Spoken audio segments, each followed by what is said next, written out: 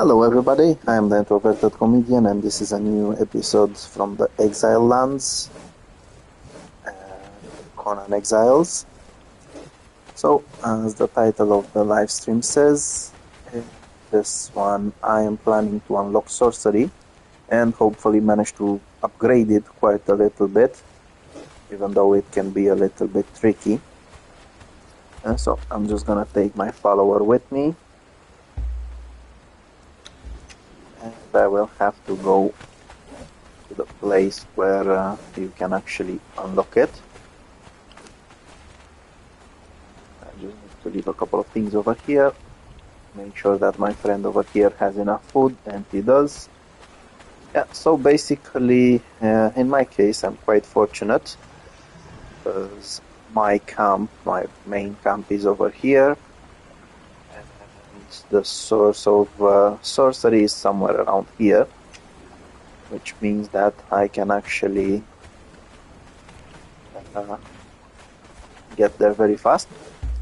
Now, I just realized something on my way over there. I can actually pick up some aloe.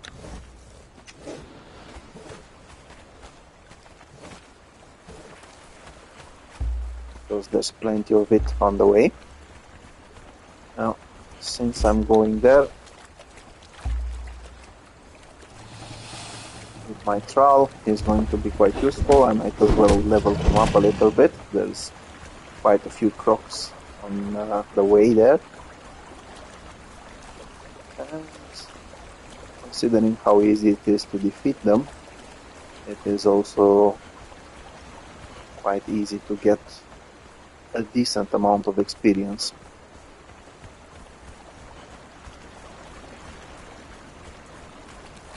So, as I said, basically, if you're in this area, you just need to follow the river up until this point, somewhere like this. You just need to go up and then you will see a cave.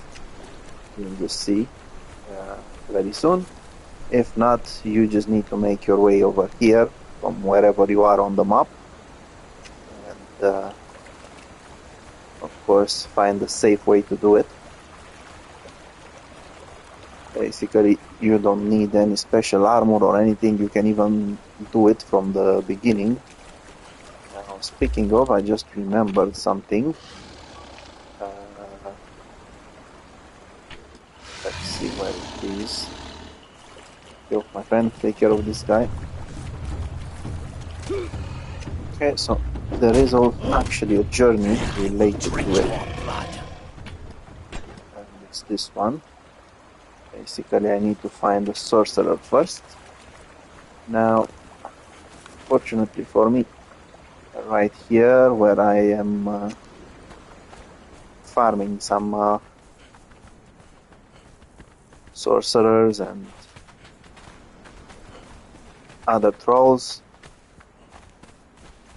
I can easily defeat one. So basically you don't need to do that journey, but to be fair, it's worth having it completed. Let's see, I think there's even, so you actually get the Acheronian Legate. I have no idea exactly because when I was doing Latin in school, there used to be one way to pronounce it. Let's say Acheronian Legate, just for the sake of it. Okay, so there we go. This is my friend over here.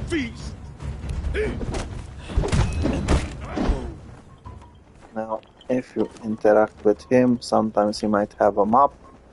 If he doesn't have a map, you can take this. Sadly, again, no map. Oh, there we go. There was one.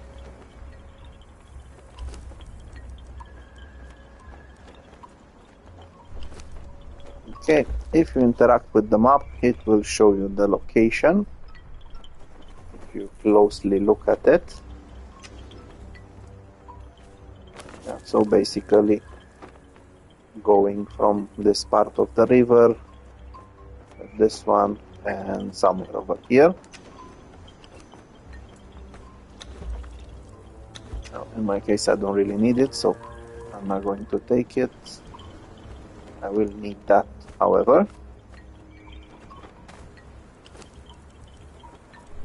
And I will definitely need this one later for unlocking more spells.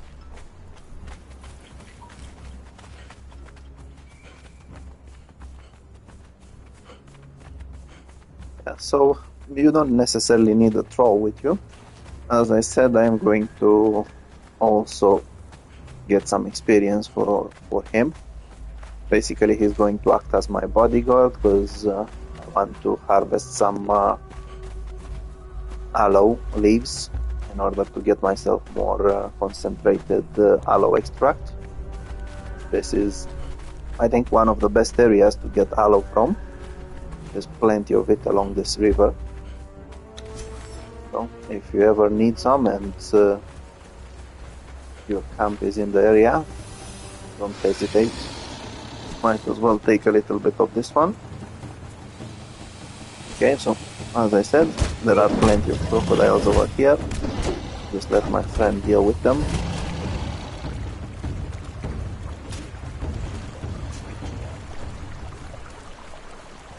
As you can see, he made sure they will die quickly.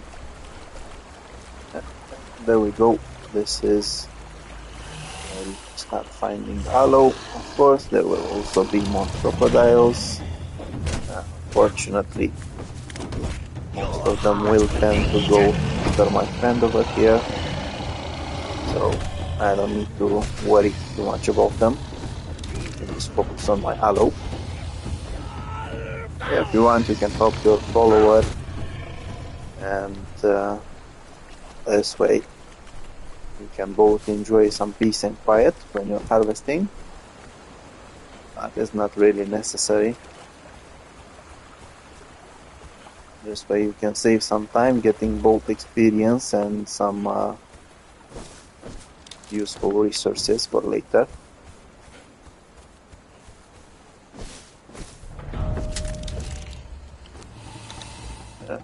Again, don't forget to invest your attribute points. In my case, I'm trying to grow my authority level. This will allow my follower to actually deal more damage.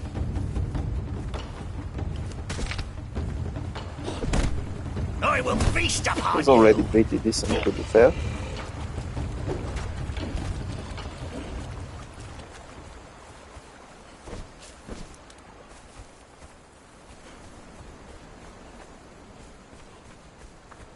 Yeah, so as you can see, I am slowly gathering plenty of aloe, and I'm doing it with an iron sickle, so if you are using even better tools, you can come over here, gather some of it, and then you don't need to do any gathering for a while.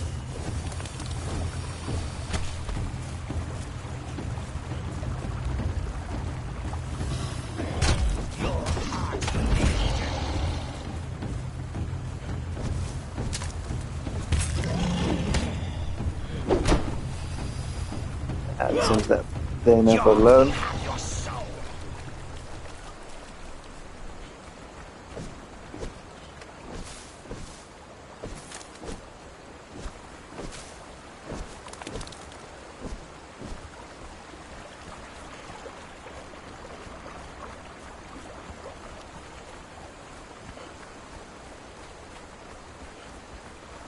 okay, so at this point I need to be a little bit careful because very soon I'm going to need to climb higher ground on the right side.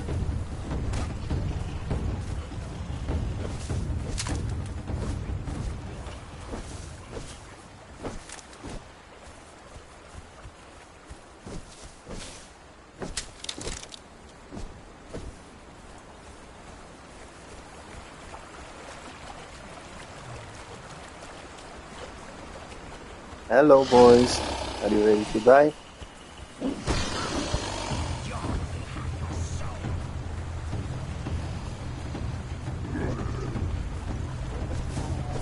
So over here there's actually a crystal cave. It's full of imps.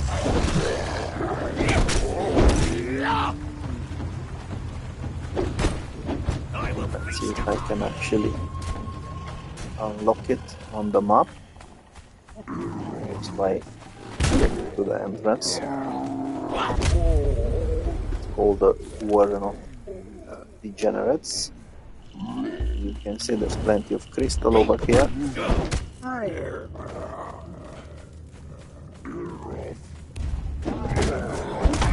When it comes to this cave, there are plenty of these guys, the smaller ones.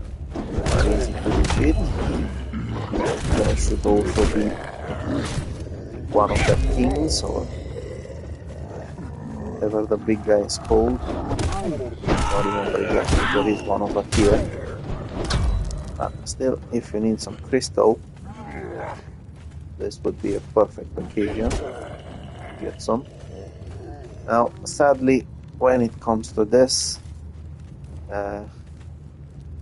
you cannot get it with tools anymore. So that's a little bit annoying and sad at the same time. You could actually get plenty of crystals from over here. You had a pickaxe. Now, sadly, you cannot do that anymore. Okay, now I actually think I got to where I needed to be.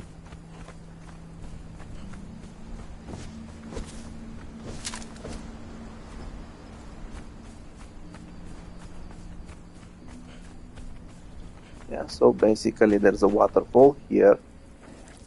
You can actually see it somewhere around here, I think. Just there. And before that waterfall, you just need to get to higher ground and go the same way. Or I think there's a chance that I went too early.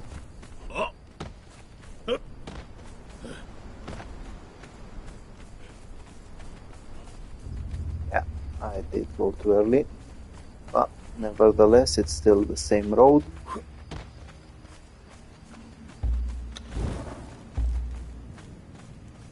Basically, this is the place where you need to get past that waterfall. Now, across this place, it's going to be the Fari camp.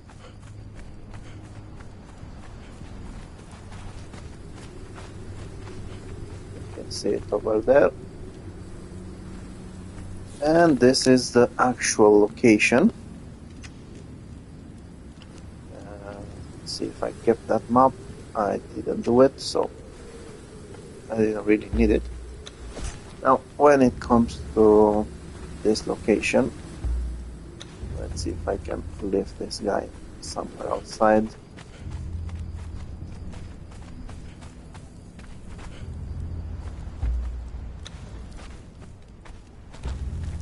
Okay, so I'll leave him over here.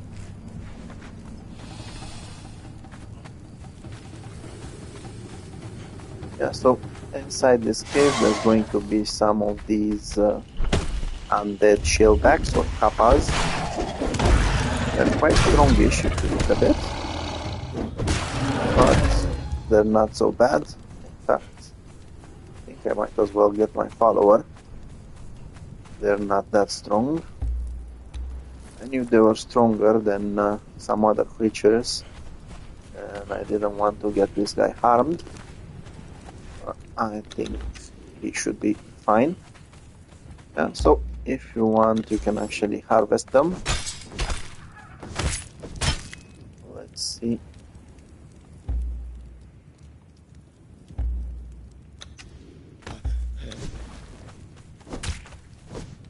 Yeah, the reason you can harvest them is because you'll get putrid meat from them. You can use that in farming.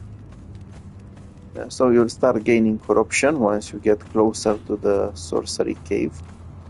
As you can see, there's a couple more of these guys on the way. Again, feel free to play a little bit with them. Just make sure not to get killed. Your heart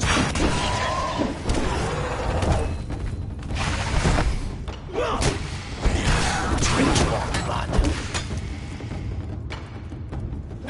Come on, I my will friend, feast kill him upon already. you. York will have your soul. Okay, and that's perfect.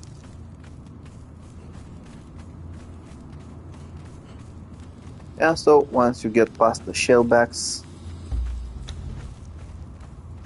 you don't have to worry. You just got over here. If you want, you can just simply run past them. You're not forced to fight them. And you will reach this location called the Cave of Kurak. Now, on the map, it appears to be right here in this brownish area, but the actual entrance is over here, as I've shown earlier. So at this point, you can see you have the steps, touch the Tomb of Kurak, which is over here. Now, once you've touched it, you got yourself an arcane staff and a couple of resources, and of course the tome itself, which you will need in order to upgrade. More than that, you have unlocked a sorcery, basic sorcery. As you can see, you have a thaumaturgy bench, which is used to upgrade the tome, and also which actually allows you to gain more spells, and you have these two spells in the beginning. Now, if there are corrupted objects or creatures, you can use Reveal Corruption.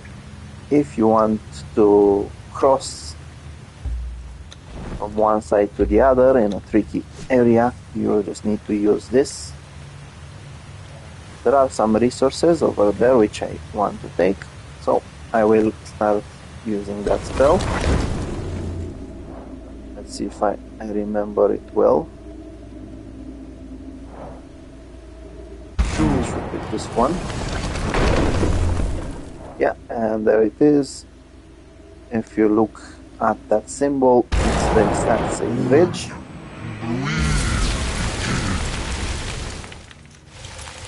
Okay, so now you can quickly go across. As I said, I wanted to get some resources from over here, which are quite valuable. There's a couple of these over here. This one is actually very, very good. Not only do I have some steel weapons and boots, but I also have these, the iron reinforcements, some more steel, and this is actually one of the best tools in the game. Not necessarily this one, but as a format, the pickaxe. So I will just take them all. Again, a few useful things over here. Might as well loot them all. That wasn't really very, very useful. Now, as you can see, you are gaining corruption in this area, so before you actually spend too much time in here, make sure that you have an entertainment ready. Okay, so these are quite useful. I will take them as well. And I think that's about it. Okay, now if you want, when it comes to crossing back, as you can see, unfortunately, the bridge is gone. You can just jump in the water, climb up, or you can just simply get your stuff out and create another bridge.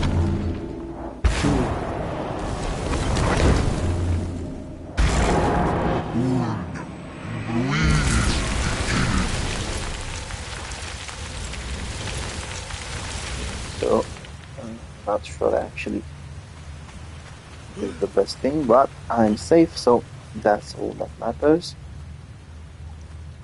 Okay, now I need my light back, and I just have to get out of the cave. Now I'm not 100% sure, but yeah, apparently these guys were in a rush to get back. Yeah, so as I mentioned in one of the previous videos, when it comes to gaming corruption, the thing that's actually a bit annoying is that both your HP and your stamina will go low, will stay down at a certain level. It makes it kind of tricky to fight.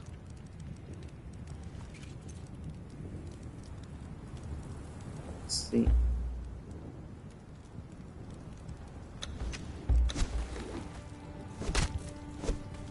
Yeah, so the reason why it's so tricky to fight is because, as you can see on the left side at the top, my stamina went down from 100, I think it's usually, to 84, which means now if I try to do a combination with my weapon, it's going to be a lot harder.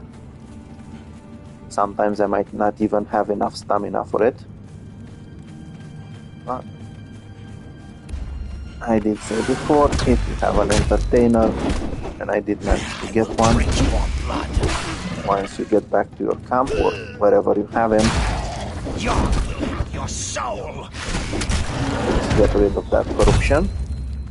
Now there are other ways of getting rid of it. I think I have a couple of videos from previous gameplays where you can see exactly how to do so. Now, I did get myself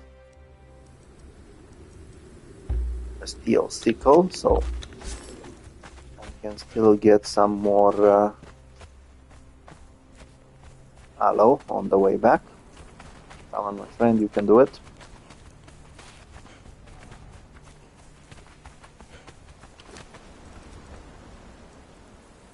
I don't really need those.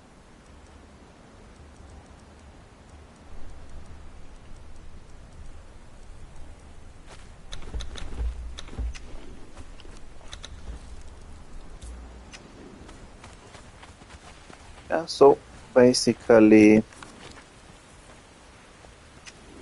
that's all you need to do in order to unlock basic sorcery. Now you've got your first two spells, but as simple as it is, this is only a first small step to actually unlocking the full potential of the sorcery. Now let's see if I can actually find some more aloe. I really hate this guy.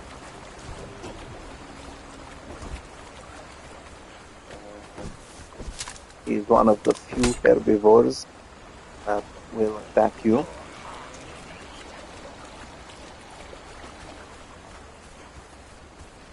And he can be quite persistent, which is exactly why I hate him.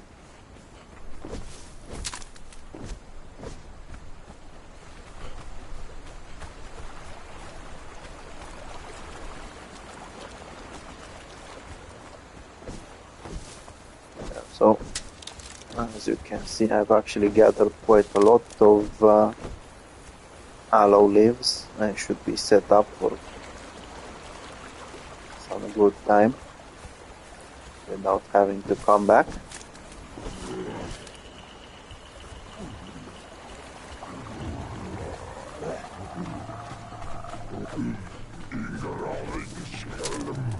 And these guys are not so strong, so you don't have to care about them. So basically the next step, as you can see in the sorcerer journey, is to access or place a thaumaturgy bench, which is exactly what I'm going to do once I get back to my base. And then you will see exactly where these the sorcerer spell pages are needed. They're not just useful, they are needed.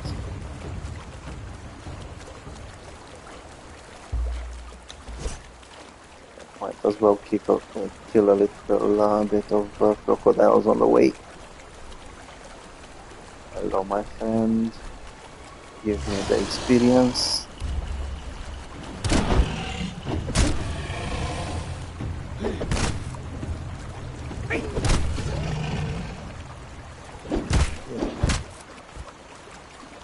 Hello, Semi.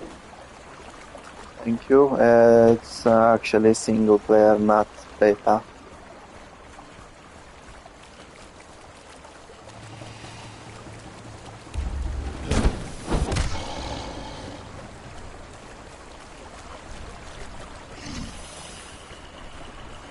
Yeah, so as I said, these guys, since they're spawning groups, well, this one is a little bit more difficult to kill. You can see, even with heavy armor, it can still damage me quite a bit.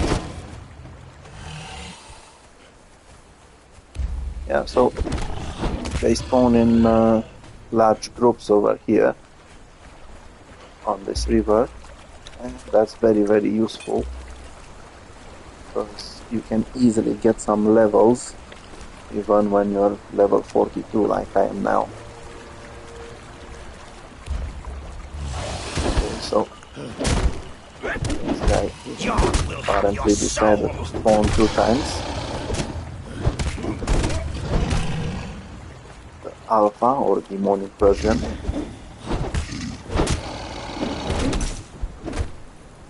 And there we go. They are history. Yeah, so I was saying one of the first steps that I need to do is to get rid of that corruption. Sometimes you can actually get yourself that entertainer to follow you instead of a fighter like I have now. But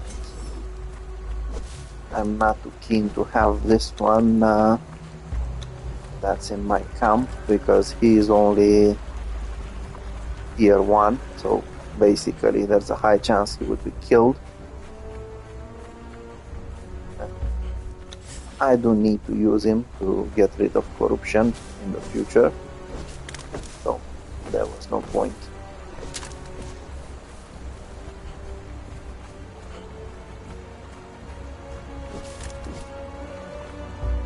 Before I actually get to camp, let's see if I have my construction hammer, and I do. Now, in order to build the thaumaturgy bench, you need to go here to sorcery, and as you can see, you will need a lot of crystals, some iron bars, and some stone. I am a little bit disappointed about the crystals part, to be fair, because I don't have that many yet. And now that you have to gather them by hand, it can be quite annoying. So there we go, my friend over here. He is going to get rid of that corruption for me. As you can see, once you become entertained, you start losing corruption.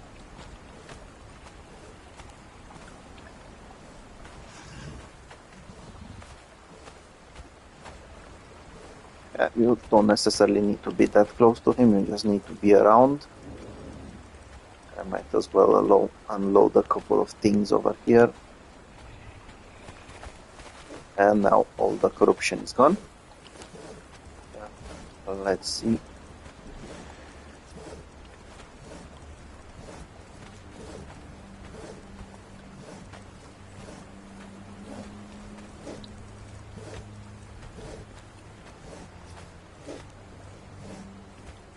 Okay, so at the moment I'm just gonna randomly leave these over here.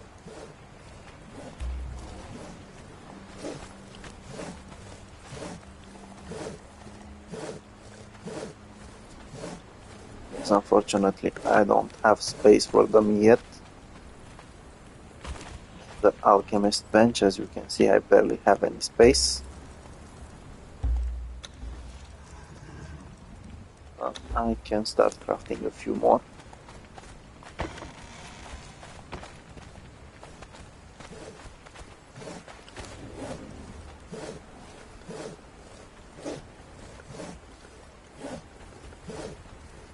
Yeah, so as I said, now I do need those crystals. I do have the iron, I have mostly what I need.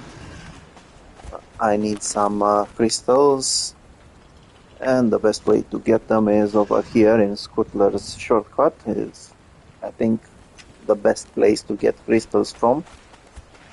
Now, sadly, since I don't have the proper spells unlocked, I will have to do it by hand, which takes a little bit of time. But fortunately, the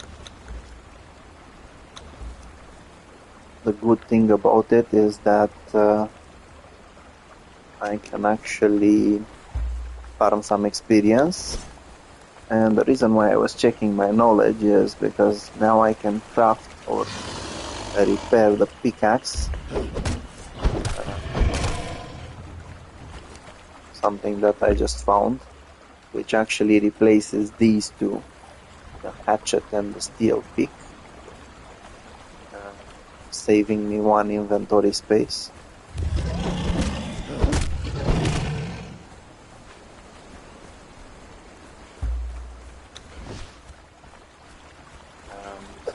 I'm gonna get into it once I get back to my camp, basically. Those crystals, give you more details about it. Okay, so as I said, I am planning on going with the authority level to 20. Might as well raise some crocodiles.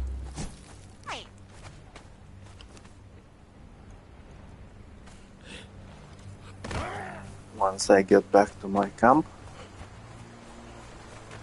Yeah, so, as I mentioned earlier, one of the best places to get yourself crystal is this Scuttler's shortcut. It's basically a cave leading to a world boss, to the demon spider, and that's also one of the reasons why I usually have my camp around here, because I can easily get to plenty of crystals. Come on, my friend, keep on running. We're nearly there.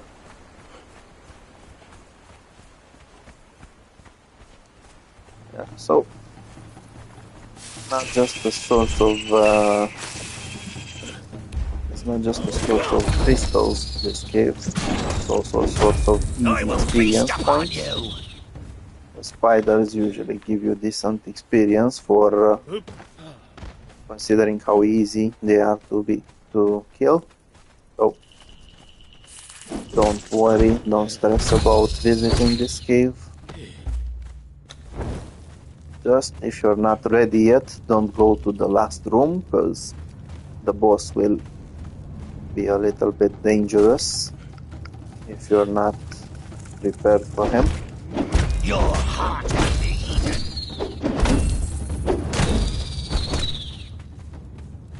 Yeah, also, if you're not here just for the crystals, you can farm plenty of ichor from the spiders. You just need to use your pickaxe.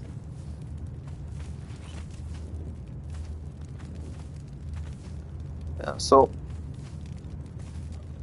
when you see a lot of crystals like this in one place, you can just hold the interact button. You don't have to interact with each of them.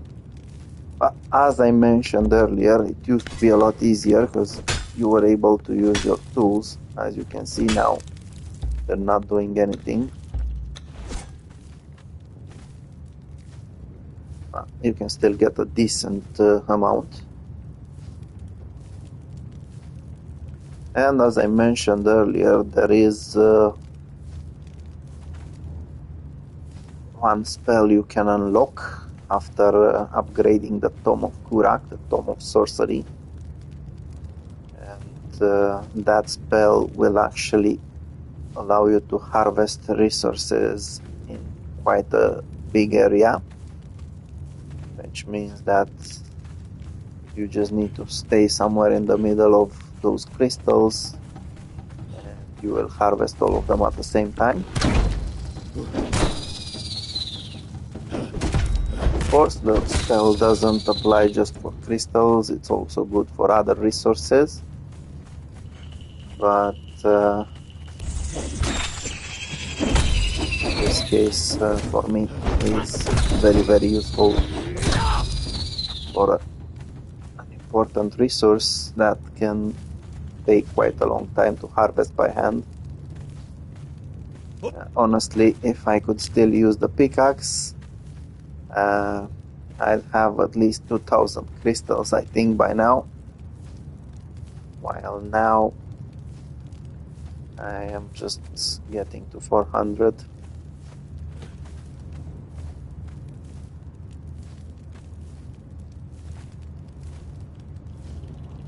So I think I'm just gonna get around 500. I don't really need that many.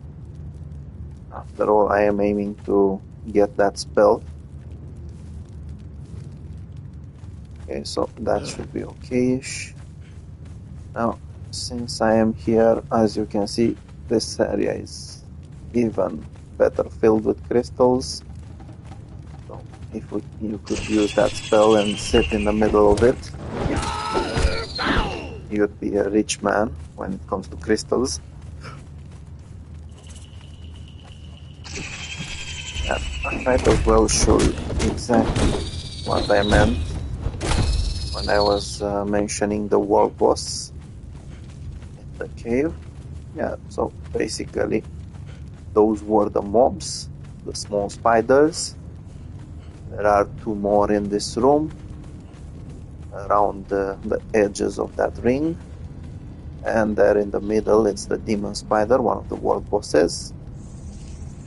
I've got Harpagus, the hatcher over here, who can teach you the Zat religion related to spiders.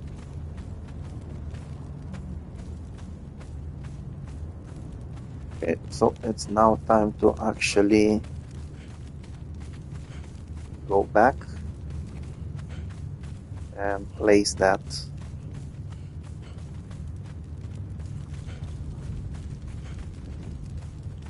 thaumaturgy bench.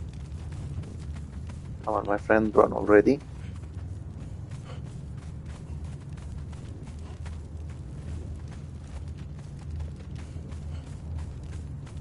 So usually once you get rid of the spiders, there won't be anything else to bother you. But to be fair, considering my level, which is quite high, I did get plenty of experience just by messing around with them.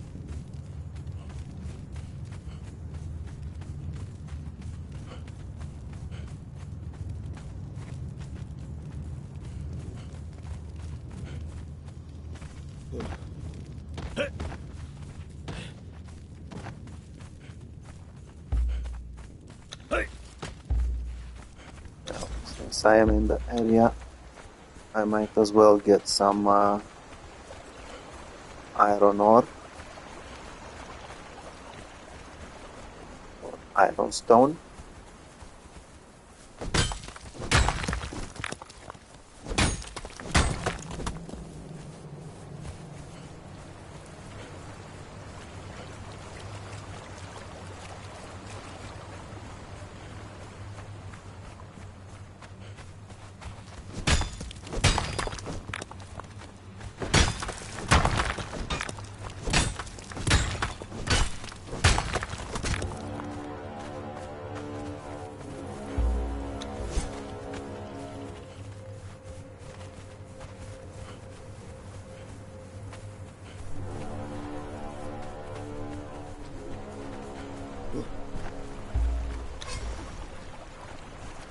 So pretty soon I'm going to give up on this, on the steel pick.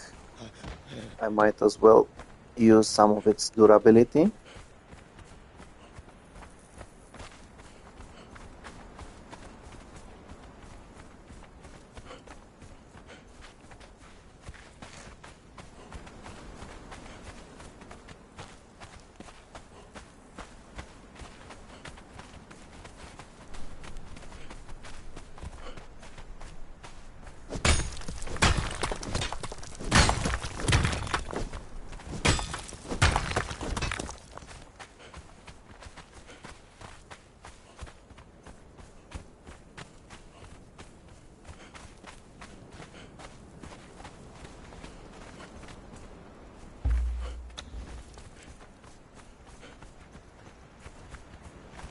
Okay, so now I actually have the resources I needed.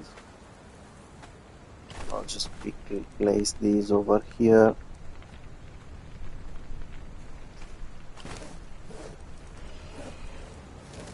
These over here. Okay, so let's check one more time. I need some iron bars and some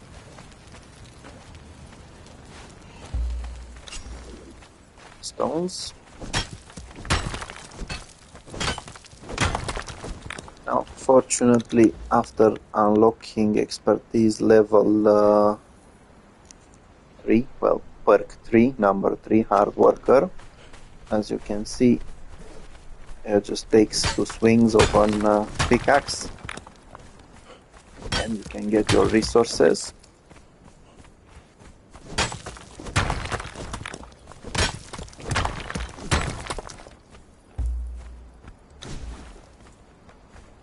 Okay, so now I have the thaumaturgy bench. I'll just place it somewhere around here. Okay, so now that this one is placed, I need as a next step to upgrade the Tome of Kurak. Now in order to do that, you actually need a tome here. Let's see where I left it.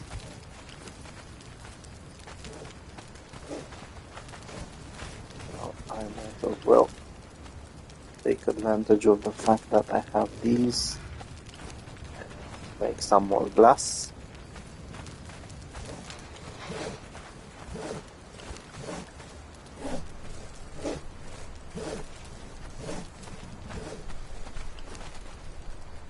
Okay, so there we go. Here is the tome. Some burlap pouches.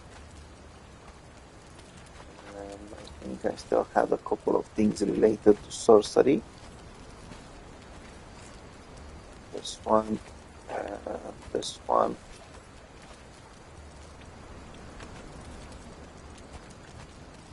And of course the arcane stuff.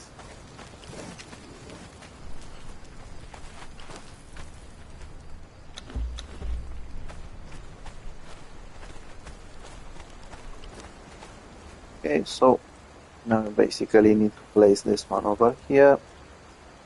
And as you can see, you will need a tome, sorcerer spell page. These can sometimes be found on sorcerers when you kill them. They're basically at random, so if you're lucky, you might actually get them quite fast. If you're not so lucky, then you'll have to wait. So, fortunately for the first level, I need some things that I already have.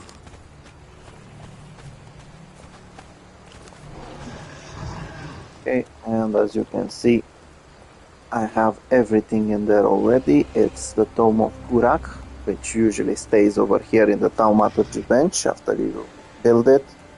Then it's the sorcerer spell page, followed by a piece of putrefied meat and 1 stone. Now you just need to press craft and you will begin this ritual. Usually you will gain, I think, some corruption. Yeah, as you can see, there is some corruption. with the first level you will unlock a couple more things. Now, as you can see, you can unlock the blood right. The blood right also gives you the chance to build a sacrificial stone, and you actually need to knock down victims in order to use it. And the same goes for soul drain, things which are used in some of the spells.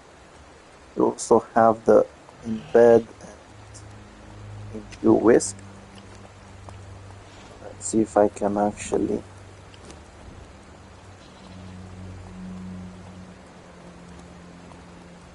do something about that. I'm not sure I have the resources though. Okay, so this was actually the next step. Craft a spell. Oh, let's see this one. And you have imbue and embed. This will actually illuminate an area. If you use imbues a soul onto their own flesh, this will basically make this will-o-wisp around you. It can be used as a light source. Now, the last time I played the game, it was still faulty. For some reason, the enemies you meet, instead of attacking you, are confused by it, and so does your follower, or so do your followers, and that's honestly very annoying. Let me see if I can actually get it in a certain point. Okay, and this is the fixed point.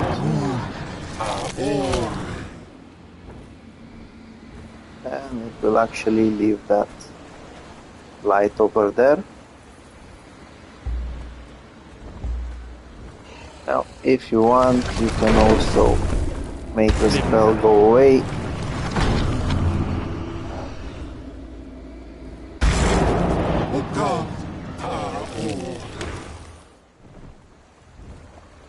As you can see, I've already gained corruption, so make sure once you start your spells, if you don't want to have that corruption level, to have a performer, dancer, entertainer, whatever they're called. Yeah, so I'm not going to use the arcane stuff just yet. Next step would be to get some feathers and some of flesh, but I also need lots of spell pages. Now, as you can see, there's an additional resource called the Failed Sorcerer's Spell Page. Now, I'm not sure exactly at what level the sorcerer used in order to place here inside the bench to actually craft them. I will try to knock down one. But first, as I mentioned earlier, I did unlock something new. Let's see if I already have one around. I remember I got one. And it was this pickaxe. Now, I do want to improve it. So I'm gonna also get a tool upgrade, and then I'm gonna show you exactly what it does.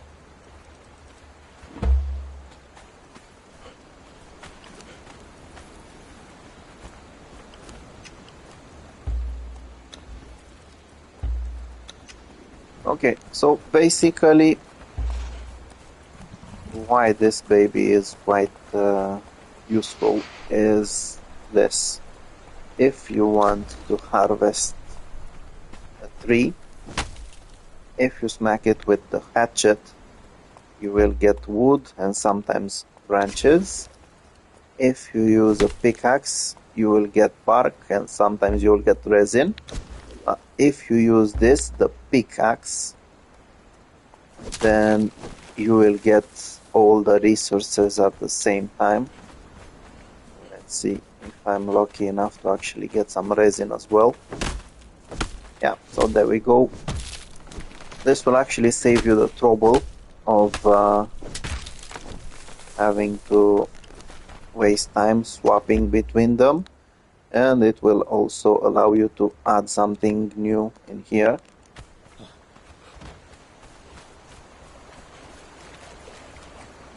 So I will set those away.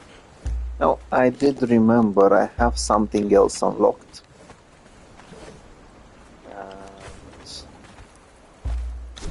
That's something I can use to recycle a little bit. It's this, the dismantling bench. Now, in order to craft it, you will need bricks. Bricks are quite easy to get. You just need some stones and to place them into a furnace. Have some fuel in there. You can either use coal or you can use dry wood as I'm using now. And you've got your bricks, and then you can have your insulated wood crafted over here. Basically, you need dry wood and resin. The best way to get it is have a dryer, place some bark as fuel, place some wood, and then start making them. Fortunately, I already have some, so this is going to be easier. Now, since I am going to place that, there is also a journey called Dismantler. Might as well do this one as well, this one too. So, as you can see, you need to get yourself a grinder, which requires some branches and some bricks.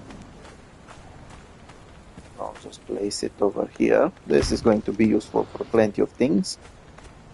So it can either be bones, it can be tusks, it can be chitin, it can be fangs.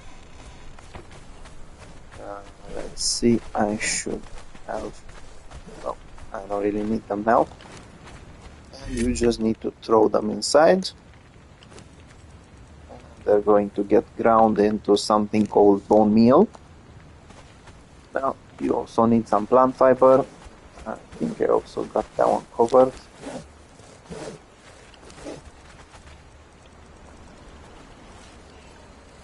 And there we go. I'll just take 10 pieces.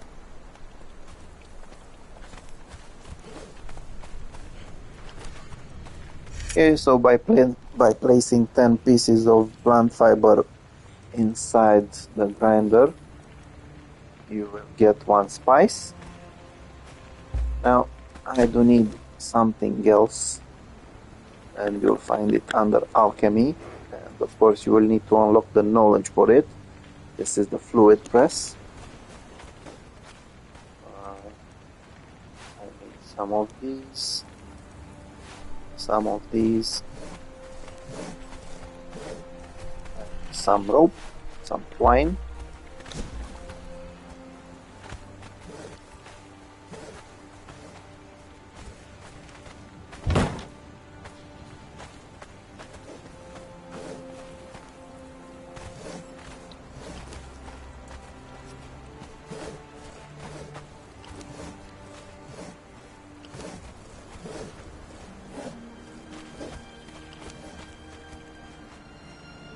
Okay, now I actually need some human flesh placed inside this.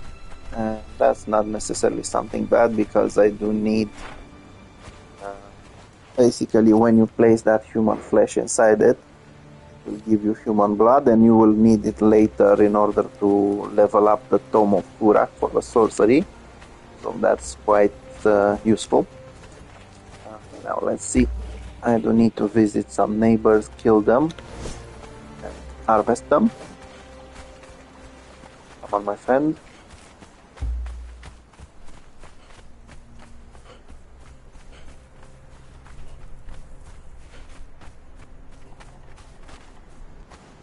Yeah, so usually in order to get that flesh, you can use the pickaxe or a hatchet.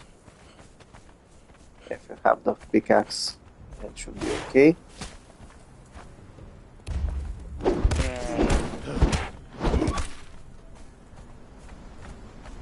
And you will need some human victims.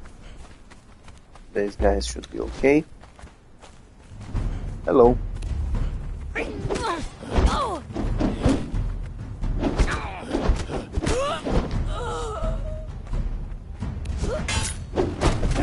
Your heart will be eaten.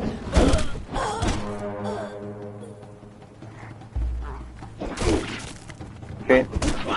The hyenas were not planned. Okay, so that's human flesh.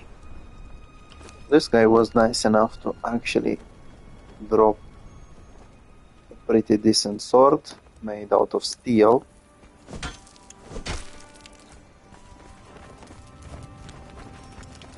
They usually have quite a few useful things over here as well. Might as well take them. And of course, some more iron.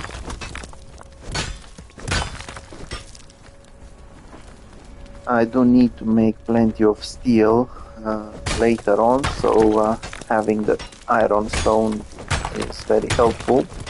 Also, it would be a waste to not have your furnaces running.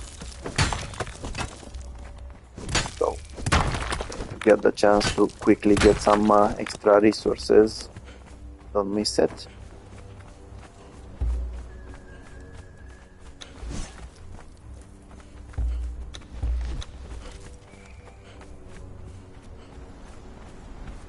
I did remember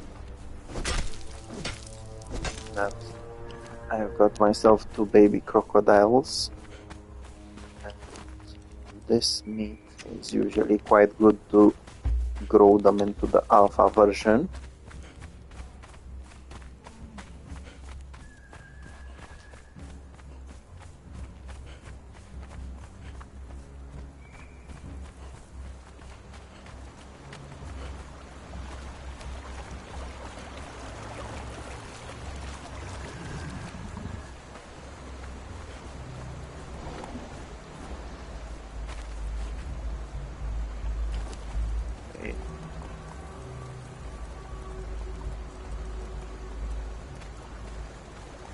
Yeah, so as I mentioned in one of the previous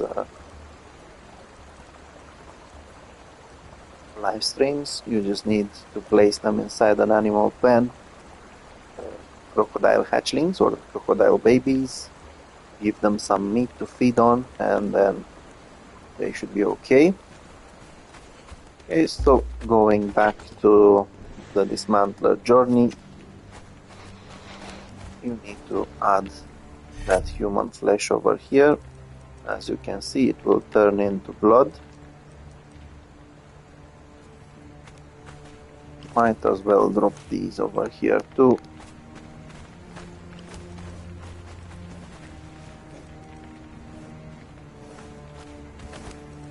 I can also make some extra bricks.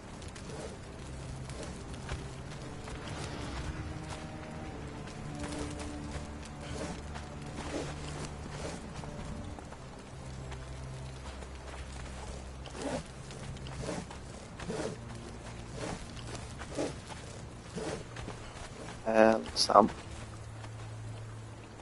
extra leather.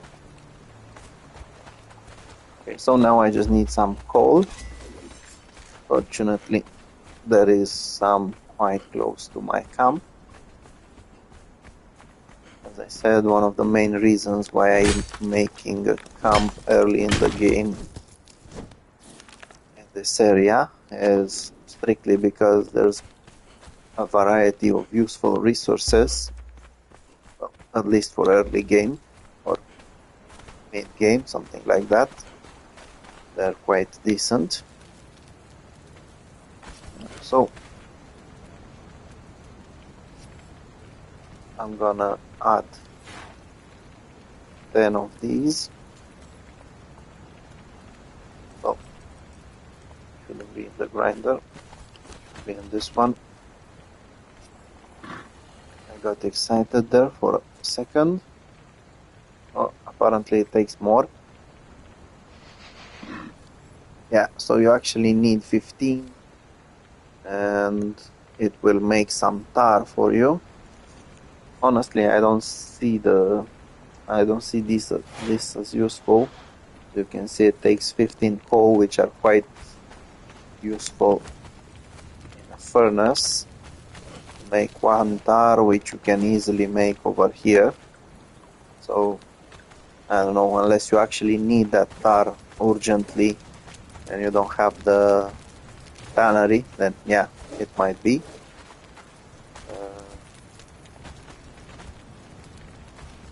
Okay, so I really have no idea what happened there, because I placed it.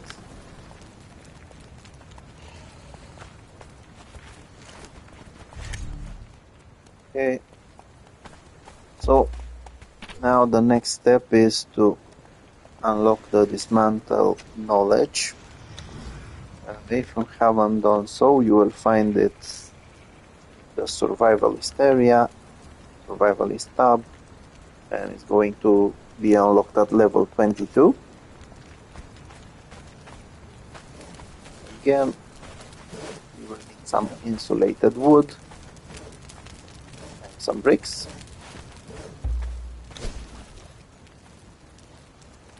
And once you use the construction hammer, you will find it in the general section. Now you can just place it anywhere you'd like. And the next step is to dismantle an item. Now, in this case, I will dismantle something made out of iron.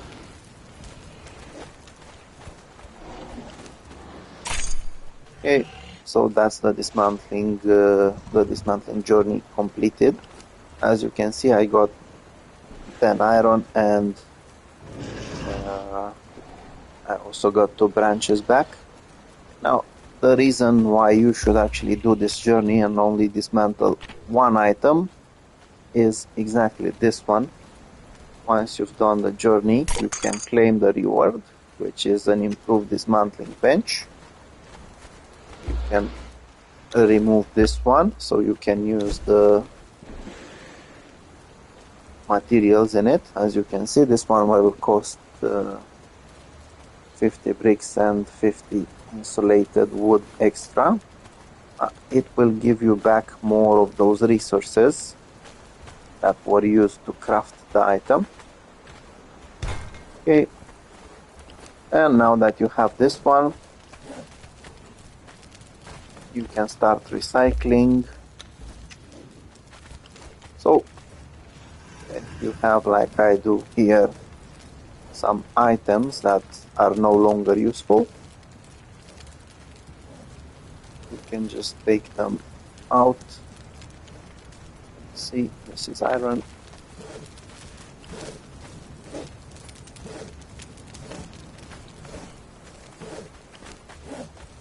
Yeah, so including armor. You have like this set.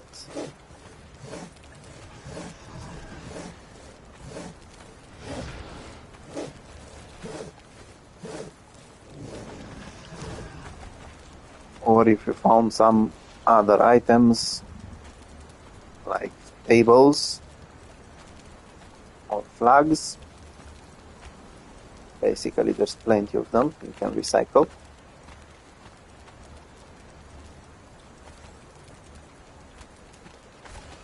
Yeah, you can just come here and start dropping them in. As you can see, you will get various resources for each of them. Of course, you're never going to get back the same amount, but this is very useful when you have, like I had earlier, some enemy dropping something, because as you will see now from this Falcata, I got a decent amount of steel. Yeah, so that's 12 steel. It actually saves me quite a bit.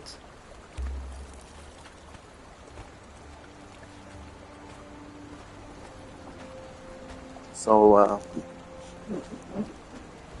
not only does it become useful now in the game once you can start properly using it, or you can actually find some enemies that will drop valuable loot, but you can use it later in the game to dismantle even better equipment. Okay, let's have a little bit to eat. Now I do need to level this up some more. So next I need some feathers, some more sorcerer's spell pages. Okay, already know what I should do. First I'm gonna drop some of these over here.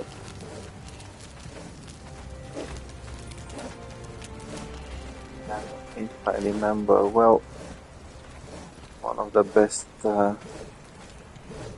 items to get feathers with is this steel sickle.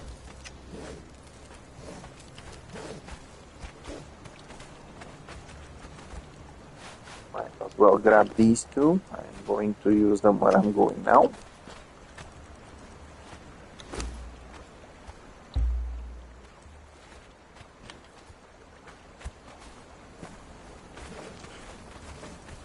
Okay, let's see.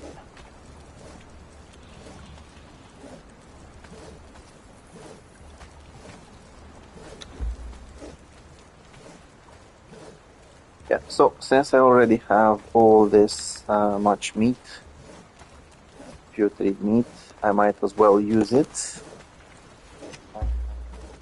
The way to use it is in the, where was it? Farmer. Yeah, so basically you have this, the farmer journey. Now as you can see, the first step is to access or place crude planter. In order to unlock the knowledge, you need to go on the survivalist or tool tab. Then you need to go down, and over here you will find the peasant, farmer, and agriculturist.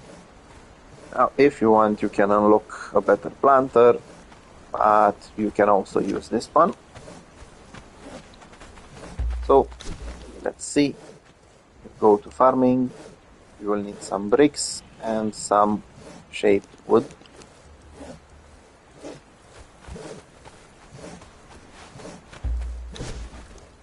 Now, when it comes to bricks, you can just build this anywhere. I'll just leave it here. And that's your planter. Basically, if you have some seeds, like I have plenty of aloe seeds, and I think I should have some lotus seeds somewhere around here.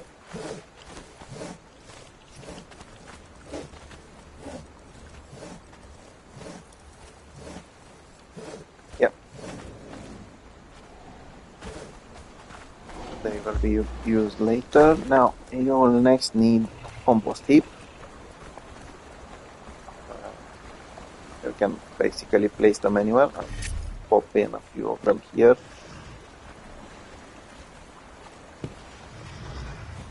Okay, now for the compost heap, as you can see, you need plant fiber, you need some putrid meat and bone meal.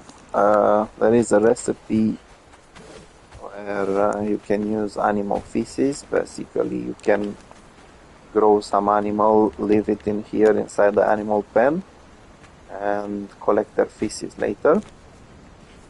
If not, you can just go with this.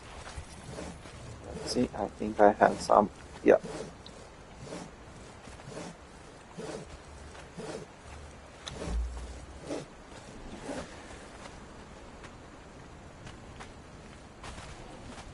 More putrid meat over here.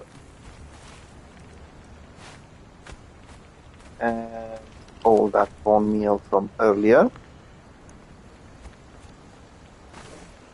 Yeah, so basically, I'm just gonna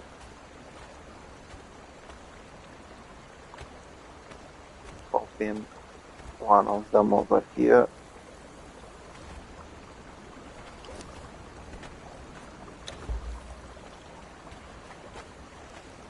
One over here, and I'll leave the rest over here.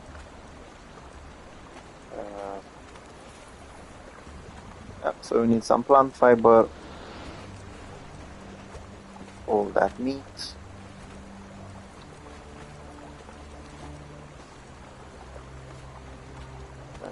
Meat, and as you can see, it will start turning into compost. Okay, so next, basically, I need to harvest some plant fiber if I didn't have already. I'll just grab some in order to complete the journey step.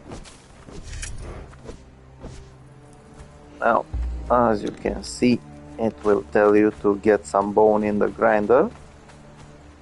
I did have some bones, and I did. And so you can actually get more. And now you just need to wait until you get that compost. It will take a while.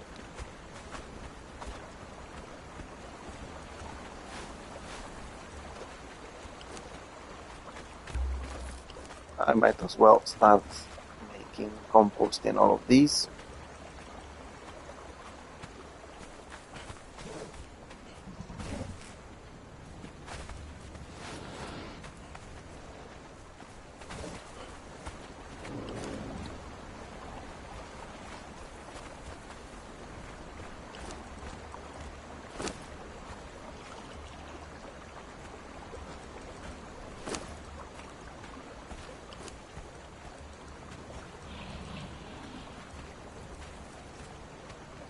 Yeah, so there you go. Basically, this way you will have it a lot faster. But instead of waiting for one compost heap to make it, you will get it from 3 of them at the same time. Yeah, so there we go. I have my compost. Now, one of the good things when it comes to compost heaps, once you have some compost in it, these guys will start growing over there, the fat grubs, and you can either use them for fishing alongside insects, or you can use them on a tanner's table if you have a named tanner. For 10 fat grub, you will get 1 piece of silk. Honestly, for me, this one is quite useless. Okay, apparently I did have even more seeds. Yeah, so now the next step in the farmer journey is exactly this one, to plant seeds. You just need to go to your crude planter, add the seeds. As you can see, unfortunately it's not doing anything yet, so you just need to add that compost. Now there's 2 types of compost, the normal one, and if you complete the journey you'll already get some potent compost, which you can make yourself later on. You'll just need, if I remember well, you need normal compost, you need blood, and you need some raw ash. And that makes this valuable, but at the same time also quite hard to get. Now, normal compost will go for plants such as aloe seeds or normal seeds, which will give you plant fiber, or some berry seeds. And unfortunately, when it comes to lotuses or some rare plants, you can only use the potent compost. The good thing is that if you have potent compost in here, it will never be used for the normal seeds, so basically you're not going to waste it. Okay, let me just drop these over here so I can mind my own business. Now, I did speak of fishing and it's quite late, so I cannot go anywhere just yet. So let's see, I think there's supposed to be something about it as well. Also, I need to claim this. And this as well. Okay, so apparently I did get some failed sorceress pages. Might as well leave them over here. Let's see, how are the babies going along? Okay, so when it comes to fishing, there is some additional thing you need to unlock later on. The first thing you need to unlock is again coming here to survivalist tab, going down, and next to cooking you will see a fish trap and some fish trophies. Now, I did realize that I unlocked this, so I unlocked the possibility, so I will use it. Okay, so let's see, 4 fish traps and shellfish traps. We need shaped wood and twine.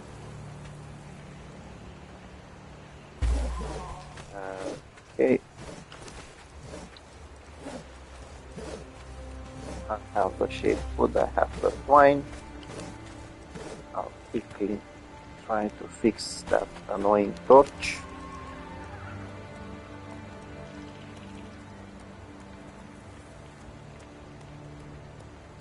Yeah, so sadly, quite early in the game, you don't really have a good torch. As I said, I cannot really count on that sorcery light, since it will make the game annoying. So I just need to go with a normal torch.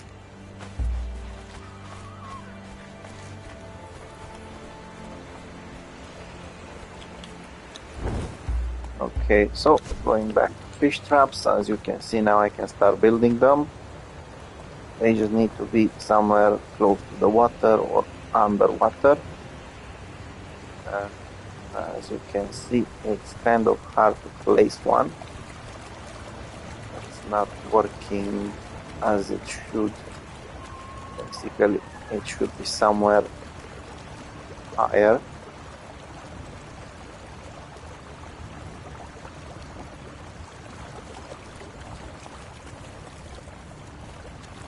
Better said, in some deeper water. Okay, so there we go, we have the trap. I'm not sure I can actually place this one over here though. Oh, maybe I can. Okay, so there we go, we have them over there. Now, when it comes to it, as I mentioned earlier, one of the possibilities we use for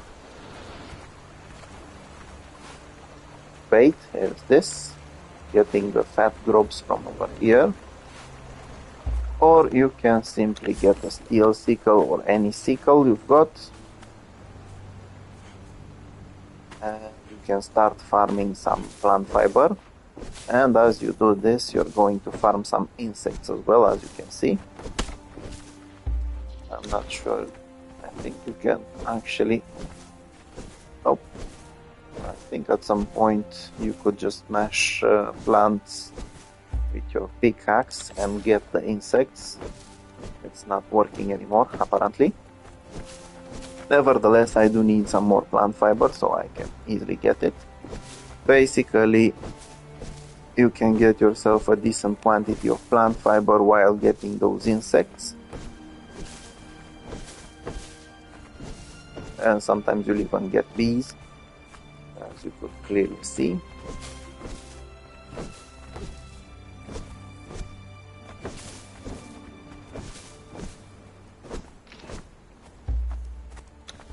Okay, so now you just need to go to your traps. I'll just divide these by 2, these by 2, these by 2.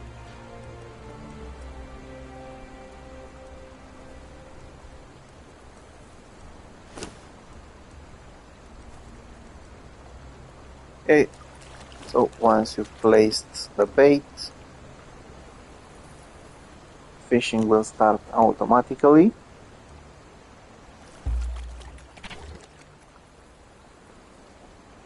I think there was something with it. There was, but I'm gonna do that journey later on. Yeah, so the reason why you want to do this, they can actually be used to raise different animals, especially when it comes to shellfish. Like if you want to raise shellbacks or kappas, and the fish can actually be turned into oil. Still, my aim right now is to get myself another sorcerer, to get myself a sorcerer troll and small spell pages. Sorry. Might as well unload these over here and make a lot of twine. I will need it later on.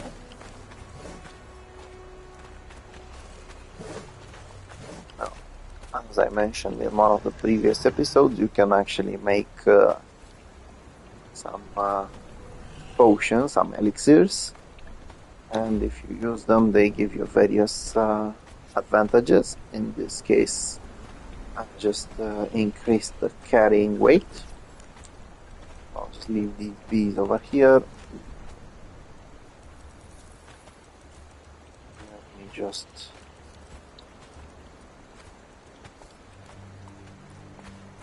get some order in these.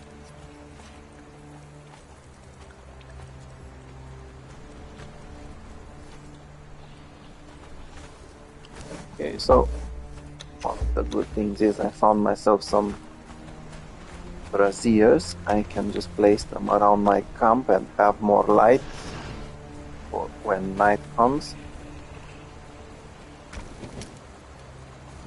Let's see. Again, I was unlucky with the crocodiles, so I'll just leave them here. So I mentioned earlier they can actually leave some dung behind. And that one can be used the compost heaps.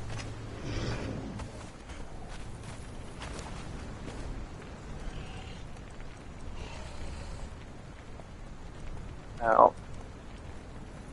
earlier, while unlocking sorcery, I looted everything in there. Got some gold bars and some other stuff. The reason why I did that is because they are quite useful to grind into silver or gold dust, which allows you to craft alchemical base. In order to do so, you just need to place them over here in the grinder.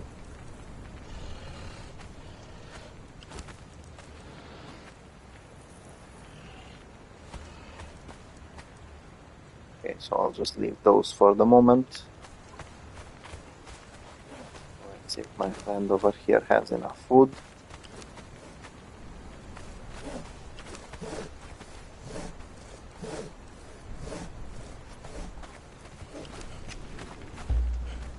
Okay, so I actually might need some food for myself.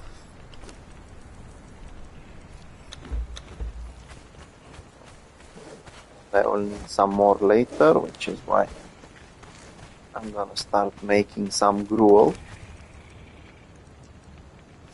The basic recipe: 1 seed, 5 plants, and you can start getting your gruel.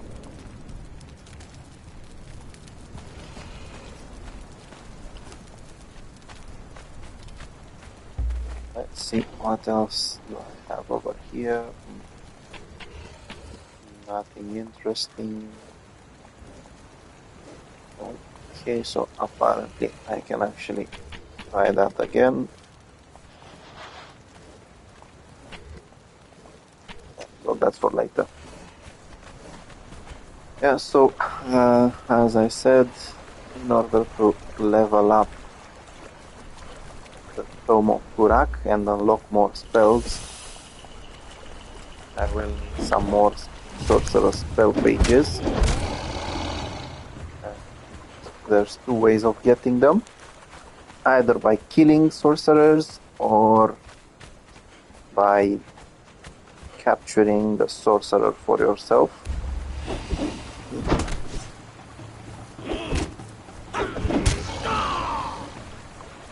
I'm just gonna grab a little bit of experience on my way to my Wheel of Pain and hopefully find a good sorcerer to make myself to convert for myself.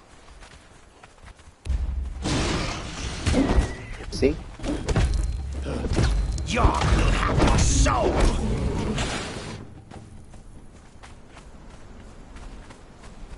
Yeah, so basically, if you're in an area where you have the Dafari cannibals, that's one of the best places to get yourself some trolls easily. After all, they are quite weak as a faction, so it won't be so hard.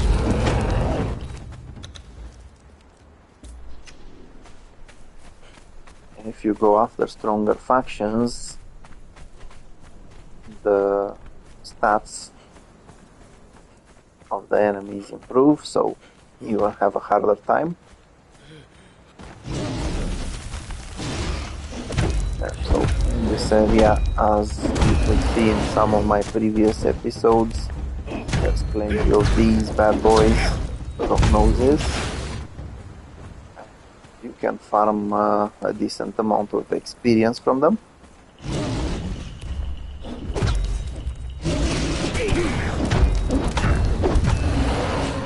You just need to be careful not to get too many of them attacking you at the same time. Otherwise it might prove fatal. I will drink your blood.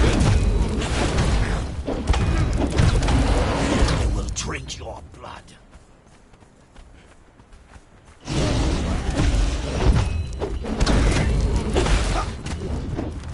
I will feast upon you.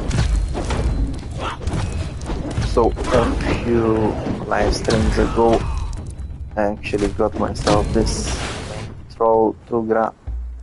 I've made sure to level him up quite a bit, but I'm very disappointed in that vitality growth chance. And as you can see, he barely increased.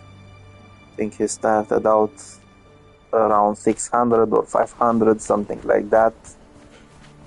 That vitality is just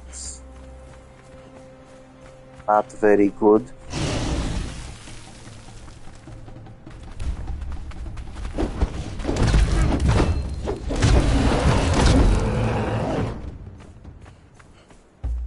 Okay, so now I actually managed to get myself a tiger truncheon. If you didn't have one of those, then you need to craft your own truncheon. I got that one in this event with the witch hunt or sorcerer's hunt. Just leave this guy over here. So basically you can knock down sorcerers. If they're close to these guys, to the kittens, just bring them over here and get some Obulus coins, ancient coins, and then trade them for various items.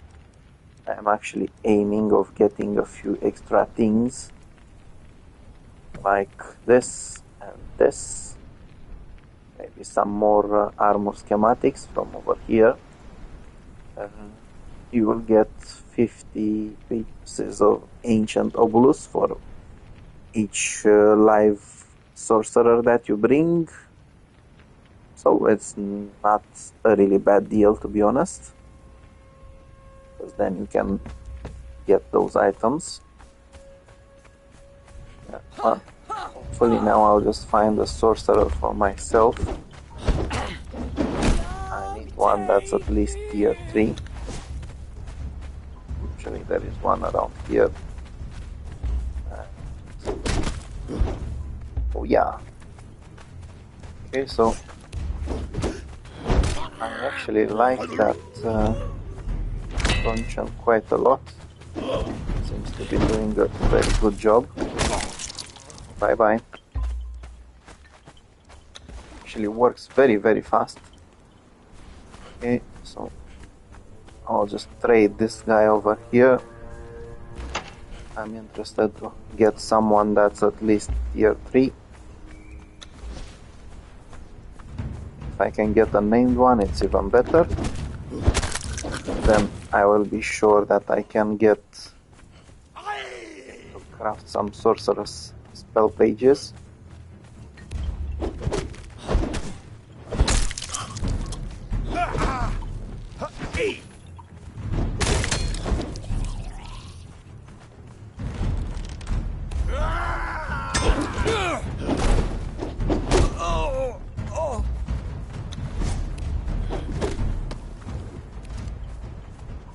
This one is useless as well, he's only tier 1. Come on, my friend.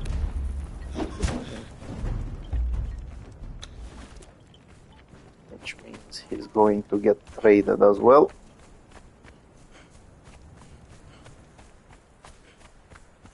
I wasn't necessarily planning on this, but I don't want to use useless ones. Fortunately, there's another camp close by where I can get some sorcerers.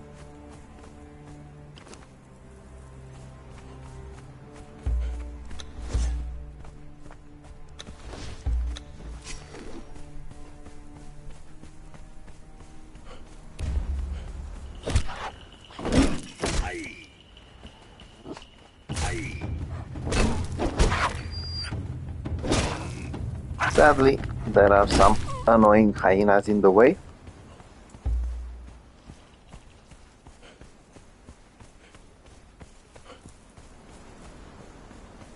Yeah, so I did mention this quite a few times during my live streams and during my tutorial videos. At some point, Conan Exiles is going to become a grinding game, so you will need some patience. Once you get yourself sorted out with the right draws and everything, it will become easier.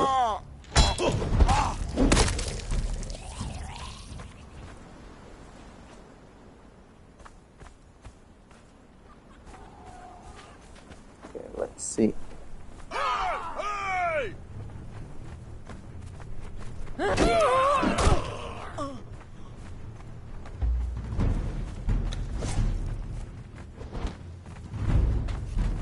So these guys are all useless.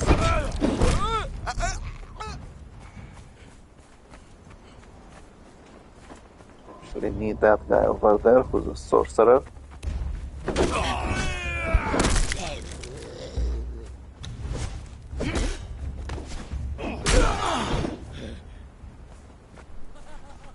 And sadly he is a tier 1. But if I remember well, this camp should have more of them, not just one, so might work in my favor. You go down. Okay, so that's another tier 1. Not good. I am starting to love this though. When it comes to these guys, it's quite useful.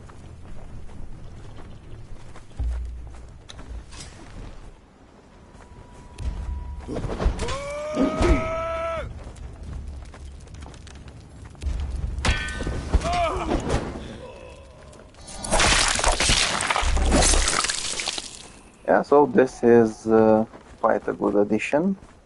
Come into the light, shy shadow.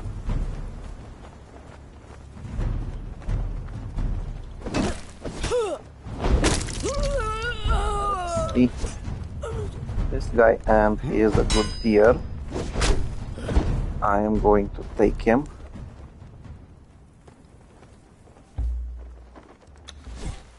Yeah, so I was actually trying to get my hands on one of them. They're not necessarily something extremely useful, but they are quite good draws. Usually they have a decent amount of hit points, so they can be used as tanks. But the best thing about them is that they can carry more resources. So basically you can use them as companions while you're gathering things. And I was kind of missing one from my collection.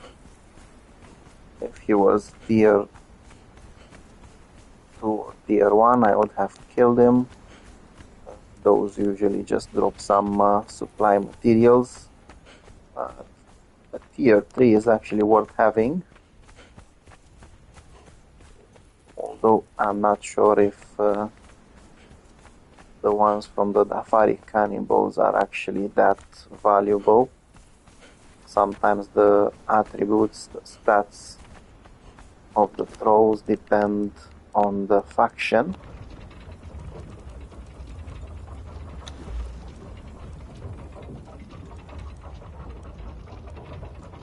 Okay, so let's try my luck again.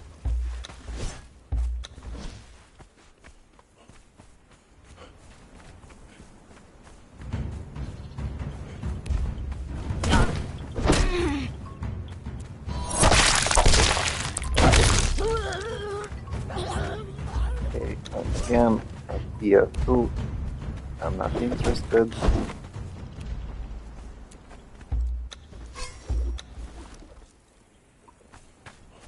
Which means another exchange.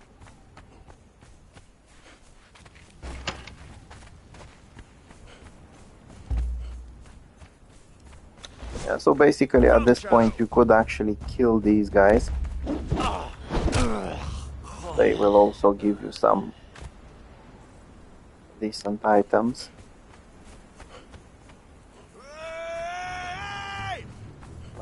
I'm more interested in converting one.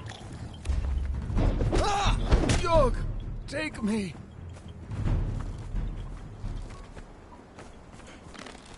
Go, shadow.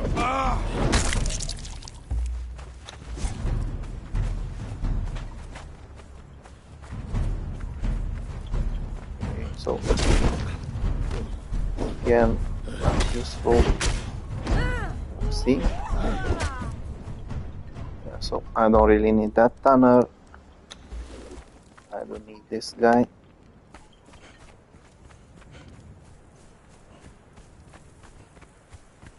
Sadly, I don't have that much luck. I'm aiming to get a tier 3 or tier 4 one. I found a named one a couple of days ago, a couple of episodes ago. The bad thing is I was hoping to get some higher reward when it came to these, the ancient obulus, but It was quite disappointing because I got the same amount. Now, if I'm here, I might as well get myself another named warrior.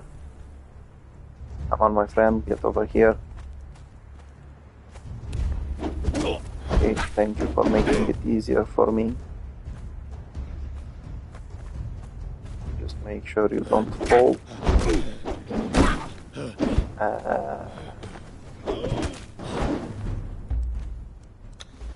I was actually hoping this wouldn't happen, but I can still drag him. Yeah, so sadly I do have plenty of 2 grass at the moment. Well, it should be fortunately, but it's sadly because the ones I keep getting have some bad stats. Just like the one I'm growing right now, leveling up. As I mentioned, that growth in vitality, growth chance of only 40% is simply killing me. So I'm looking for one that has very good chances of growing both their strength and vitality. Not, I'll just have to wait until I grow a little bit stronger, or when I get to the point of exploring the map a little bit. And then I can get myself some stronger named fighters.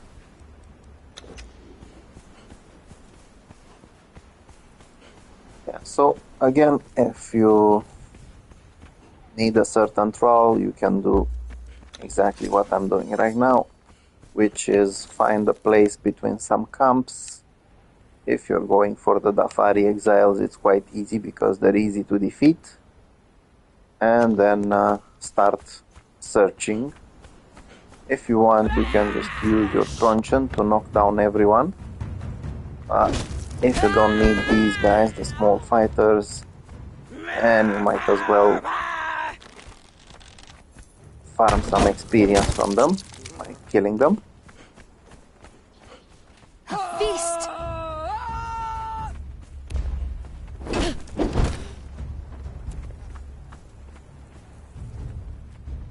Okay, so I'm actually hoping for or at least a better taskmaster. I already have a tier 1.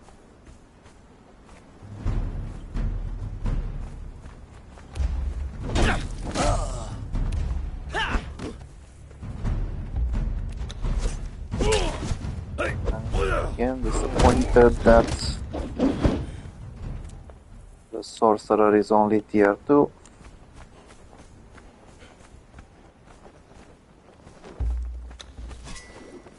Now, if you get to know their camps a little bit, it's going to become easier to farm these guys. Again, annoying.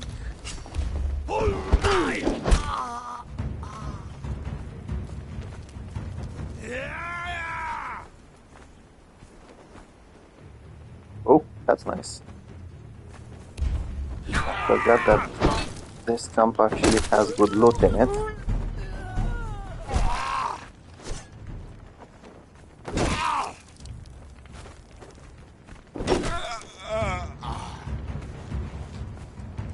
These are actually very useful.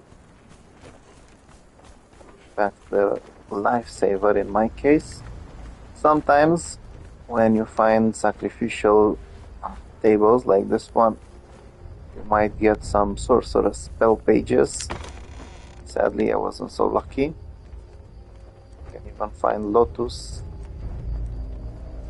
pieces, or you might even find various types of dyes, or purified water in this case. Hello.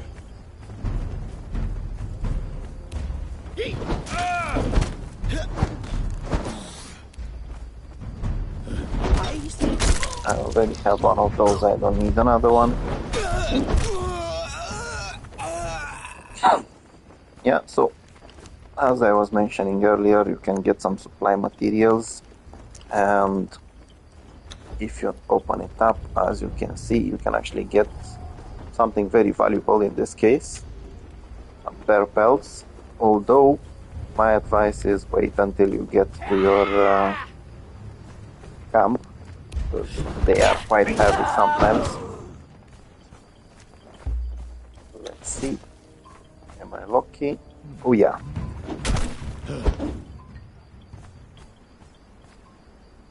Okay, so I actually now have a sorcerer that might help me. This one, as I said, I am going to convert.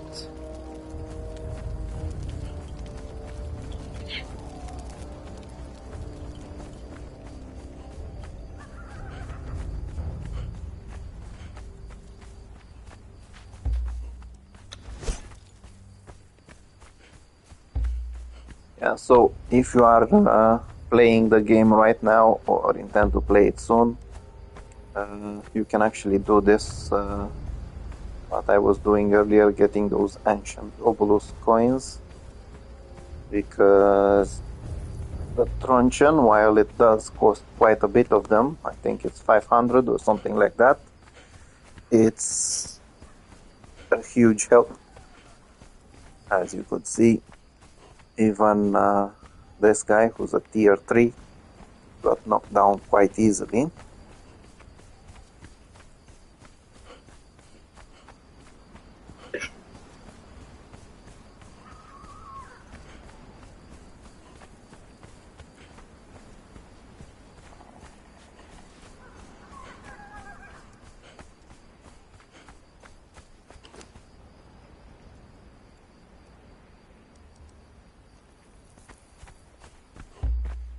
Okay, now, since these are heavy, I will leave them to my friend over here.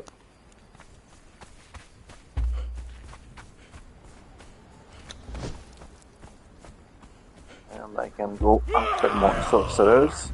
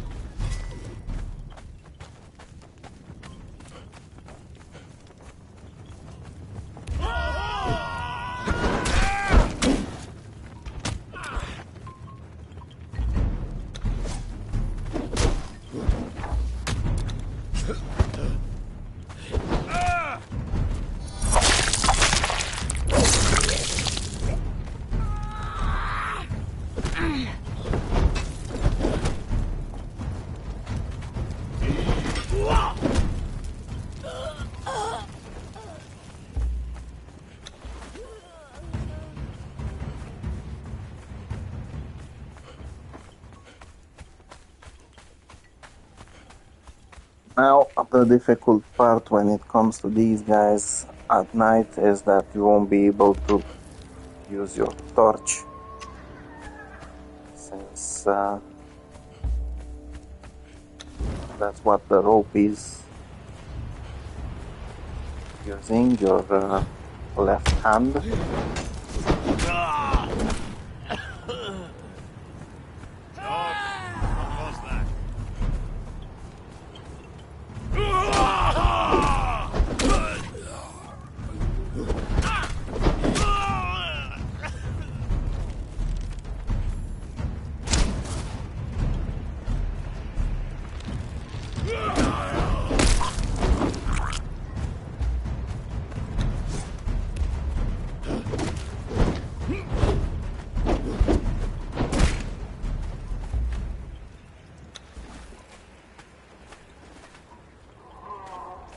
Okay, this would be a nice addition. I already have another performer.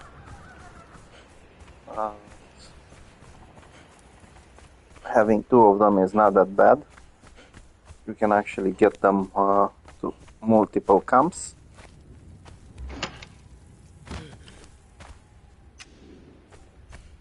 Okay, so let's see.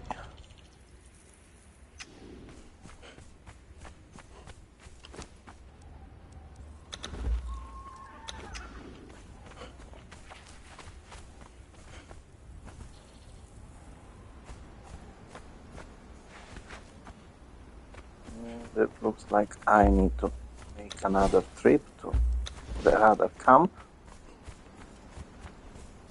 If you want, you can even try to farm their what I call capital, the summoning place. But there are a lot of them over there. Oh, I might as well give it a try if I'm here.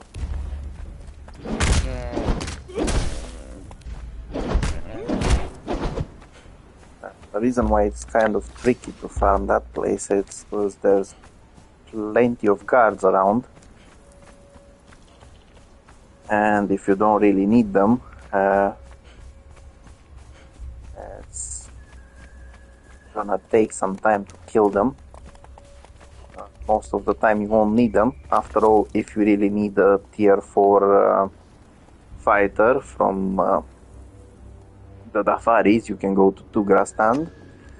There are sometimes some cannibal brutes, also tier 4 fighters. They're usually over there in those towers. So these guys are just basically mobs. They're not that valuable. But as you can see, they can still damage you quite a bit. So if you let all of them come after you at the same time, it won't be so good.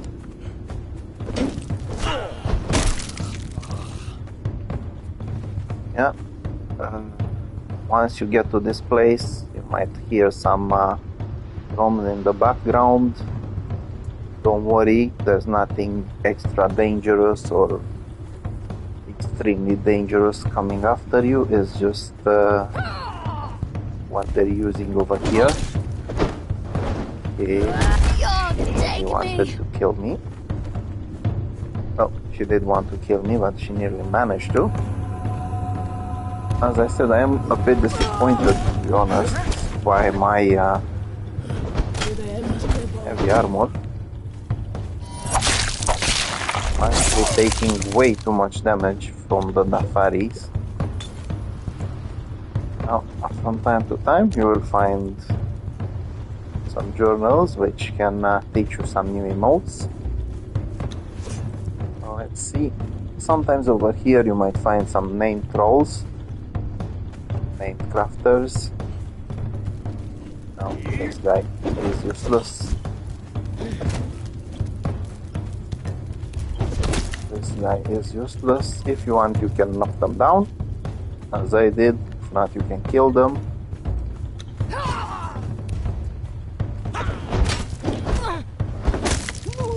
Most of the time there's also going to be some loot.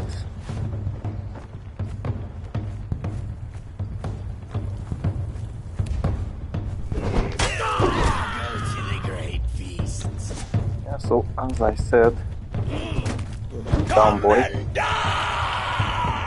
Over here you'll find the cannibal brute. Usually strikes quite badly. Oh.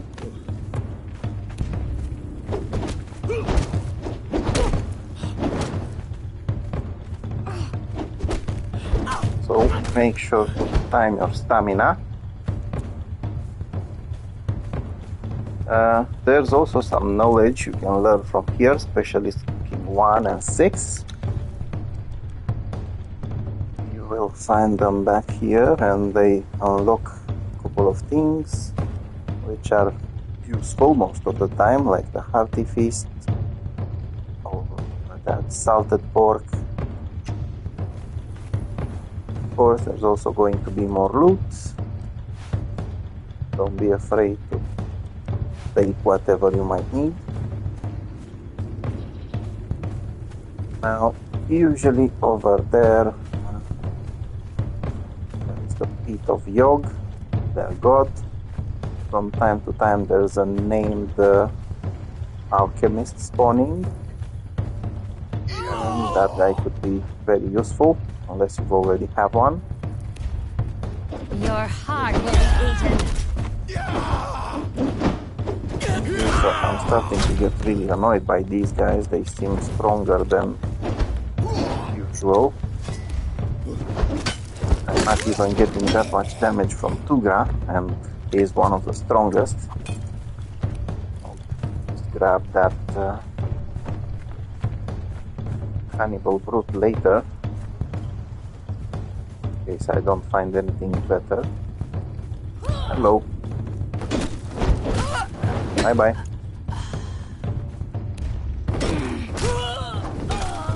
Yeah, so again, there's another journal over here that can teach you the Yog emotes, the cannibal god. Okay, let's see if there's anything useful. Not.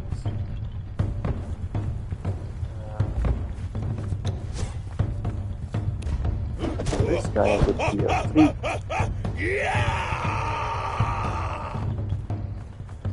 This guy is a tanner, I don't need him. Okay, I actually accidentally killed the sorcerer, but that's not necessarily a bad thing.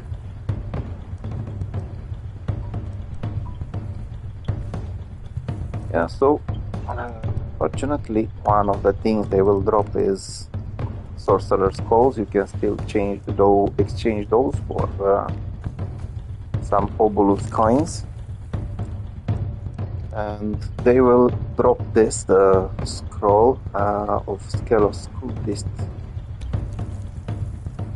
This unlocks some knowledge for you, which is some armors, to be more specific.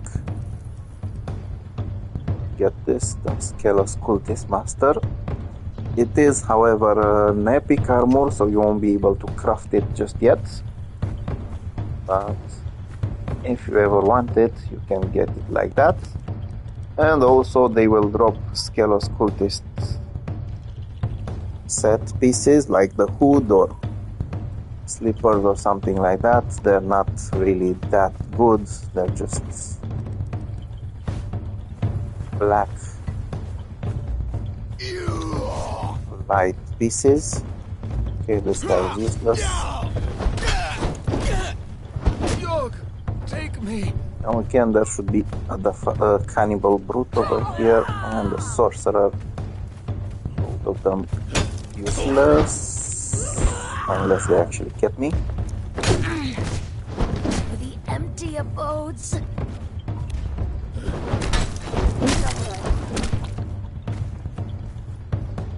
Okay, so the cannibal brutes usually wield some... Okay, now I get it why she was damaging me. That armor penetration of 40% is quite high. Let's see if I'm lucky. Okay, so I don't need the map, I already have one. I don't need the notes, I already have them. Again, I don't need them. And from time to time they will drop the sorcerer's spell pages, which is one of the things that I'm looking for. Sorry. Now, see, if you get yourself over here, you can interact with this stuff or whatever it is, and you will unlock the School Taker knowledge. It should be somewhere around here. Yeah, there we go. You can actually craft these on an artisan's work table, scare your enemies, or if you want, you can just raid their camp and grab them from here. No one is telling you exactly what you need to do.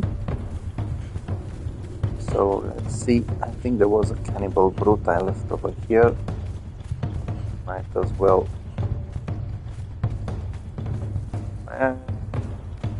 Oh. For some reason it's missing. I think if I go out I might come back and find them.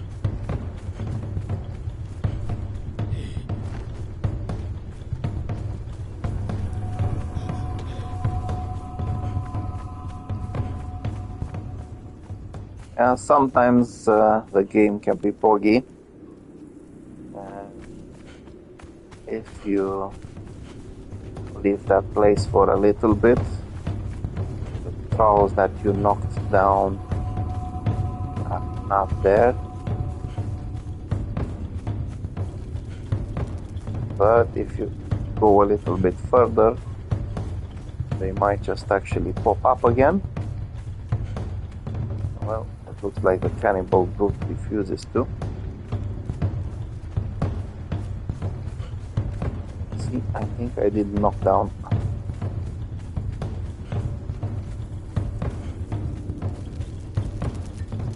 Useless. Useless. Well, some other time then. Or maybe I can try this. Hello.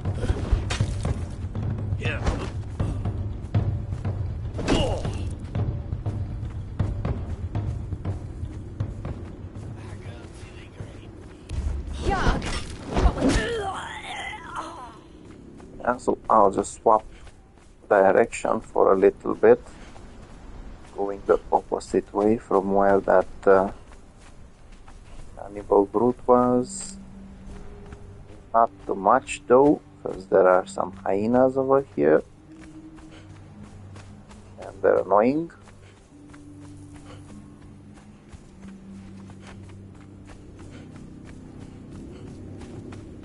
You just need to be a little bit careful though, because the entire camp might actually spawn, and if you're just walking in chilled over here, they might not be so friendly. Okay, so that's a dancer, that's the sorcerer, and this is the brute, unnamed fighter. I would be sorry if I left that sorcerer behind. So that's the best thing I can do. It's take the skull with me.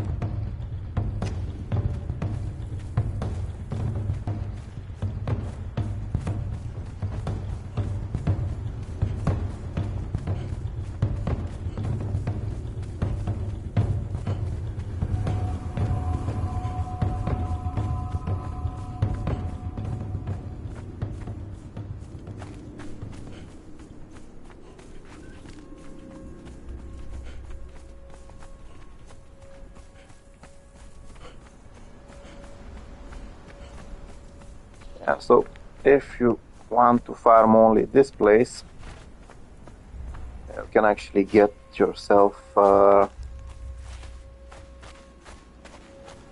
Wheel of Pain around here, and you can basically repeatedly go after them. As I mentioned, I did make some videos related to that. You can see more on how to farm this place. Videos I made like nearly a year ago or something like that. Or you can even see more about what you can find in each of the Dafari camps, or where you can find all of the Dafari camps, as well as other factions. Okay. Oh, that's good. Okay, so now I can actually get rid of that annoying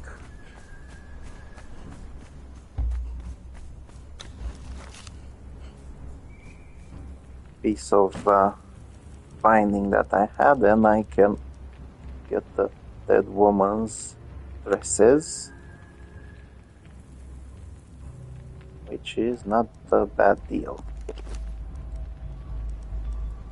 Okay, so this is basically a durable binding. As you can see, the durability is huge compared to this. This is standard durability around 500, and this one is already 20,000. So that's a huge thing.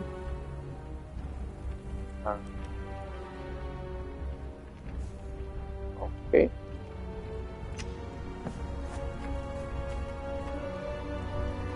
Now, let's see. I do want to buy a couple more things from them. Oh. Okay, so I do want this. I do want a couple of these things from over here. It looks like it needs a lot of farming though, especially when it comes to this one. This one is even worse. Kitten Slaver armor schematic 2000. Oh, that's a lot. Okay, now might as well get some extra sorcerers done.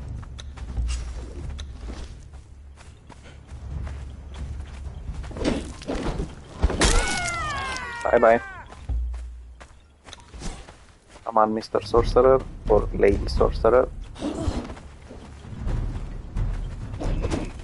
You're in terror, fool. Okay, so that binding actually looks very nice.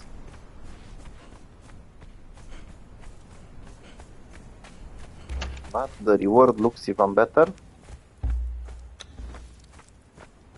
Yeah, so fortunately there's not a limit as far as I could see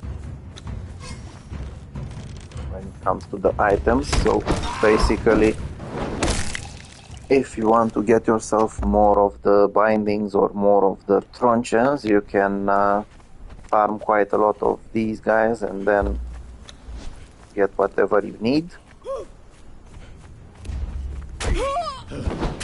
Bye bye. Empty abodes.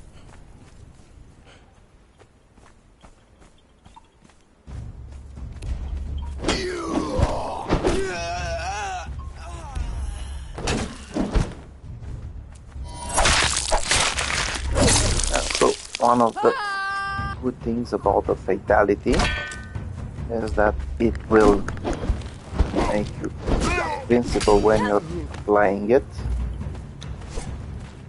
but not after that. Bye bye. Okay, so I have to admit I really love this truncheon. It looks shorter, I guess, than the other ones, but it does have really good effect. It simply knocks them down too easily. Well, I can't complain about it. Okay, let's see what I can get. Now, if you want a decent-ish weapon and you only have, like I do, a perfected steel mace, this one, the hardened steel mace, would be a choice because it's some sort of between epic and legendary weapon. But in this case, it's not really worth it, to be fair. And the reason why I'm saying that it's because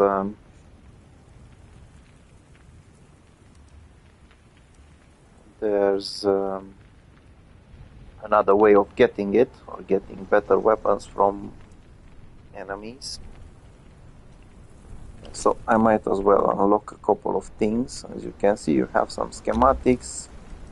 If you interact or use them, you will then find them over here.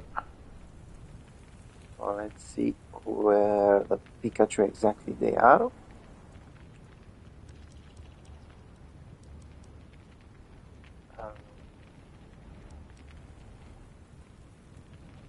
Okay, this is new. I haven't seen it before, so it's quite nice. Okay, so you can actually make sundered manacles, some sort of cuffs for slaves. Oh, that was nice. Still, I'm not interested. What I'm interested in is getting this guy, this guy, and going back. Yeah, so now hopefully I can actually use the tier 3 sorcerer and the failed pages to get myself some more pages. Now before I leave, I did remember that I need some feathers, and as I mentioned before, the best source of feathers, well, one of the best sources of feathers is over here next to Heart's Blood Rise. That's where some ostriches are making their nests. Now, in order to not be disturbed, I'm gonna kill a couple of hyenas over here, get some more experience. Hello, my friends, are you ready to die? No, it doesn't matter if you're ready, you're already going to die.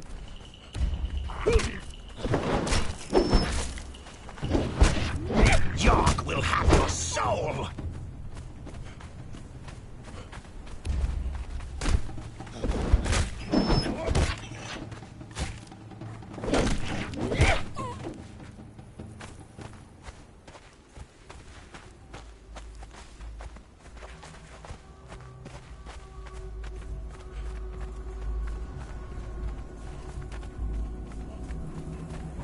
Yeah, so there we go, this is where the ostriches are.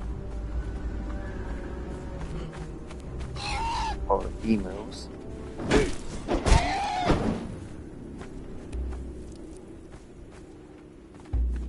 So, if I remember well, having the sickle will get you the feathers. Not sure if I can get the egg with the sickle though, but you can just interact with them and grab them for later. You can use them in some recipes.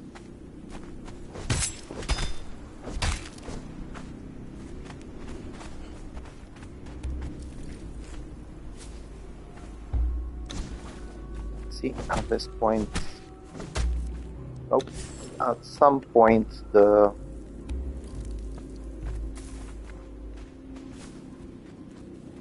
pickaxe was actually working to get more eggs in one strike. I will drink your blood. Doesn't happen anymore.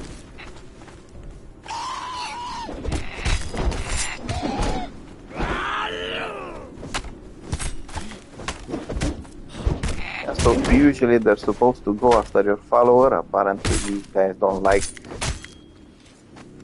going after them, they like going after me.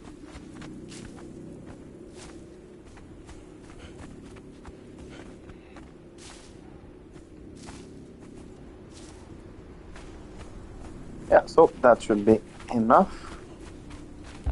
If not, I can always come back here.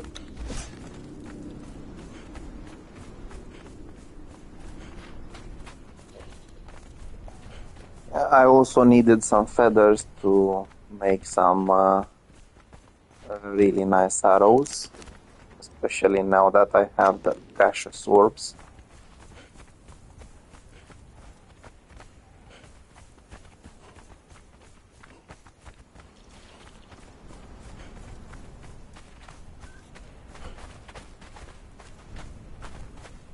So, as you can see, might grind for something like I was doing now for sorcerers, and you can end up with other resources as well.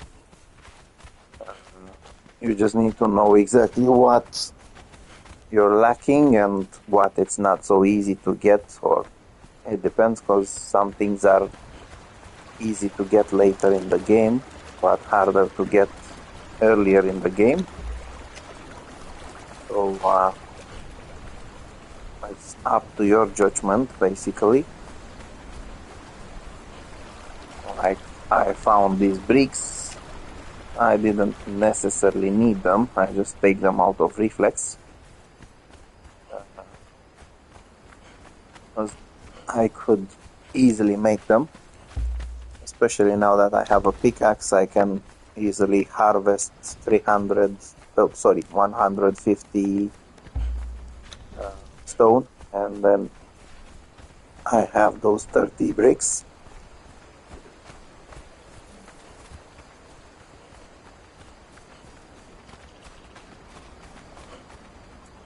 So now it's time to test and see if I was right. Let's see, Mr. Sorcerer or Miss Sorceress will go over here. Yep. There we go. We've got research. So basically you can use plant fiber, sacrificed blood, and an inking brush to make the so-called research, which will give you the sorcerer spell pages, the valuable resources that you need. Or if not, you can gather failed sorcerer spell pages. Sometimes they will either drop from the sorcerers you killed, or they might drop from this.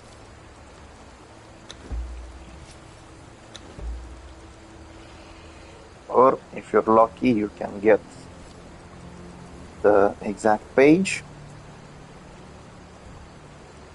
Okay, I'll drop these over here. Let's see, I need 5 feathers.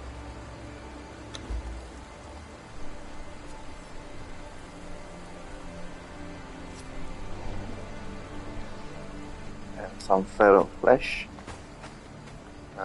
Now, as I said, I also need feathers for something very good. And I'm really happy I found these, because now I can make myself the noxious gas arrows. These are very, very useful. And as you can see, you don't require a lot of resources. You just need 2 feathers and 1 iron head arrow, and of course one of those orbs, and you will get 5 arrows for each combination of that.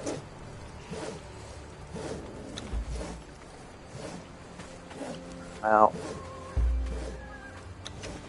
I was lacking a spawn point over here, and I'm gonna use this bed.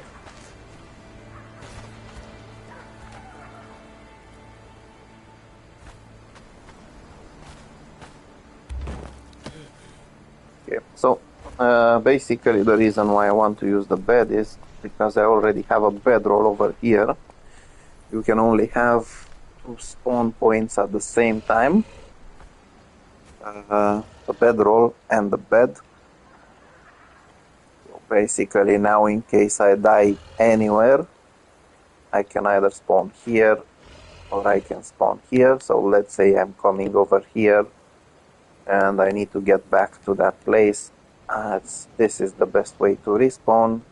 If I die over here and I need to get back to my body and loot whatever I dropped, then this would be better. So you can use the spawn points to your advantage. Okay, now going back to these guys. Let's see, this Tugra is actually decent. As I said, I do have a collection of them. But so far, most of them are disappointing. Okay, so maybe the HP of this guy is not so bad. They start with only 429. I am actually very nicely impressed about the fact that this one has a nearly 100% growth chance in strength. That's very good. Now let's check Mr. Safari Bearer. Tier 3. So this guy, whoa, he's useless. Yeah. So it does have some nice growth chances when it comes to strength and grit. But considering he is a tier 3 troll, I was expecting more HP.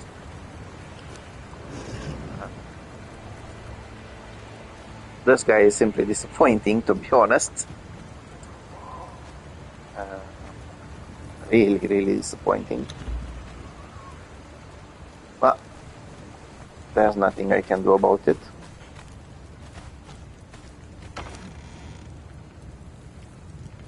Okay, let me just drop a couple of things.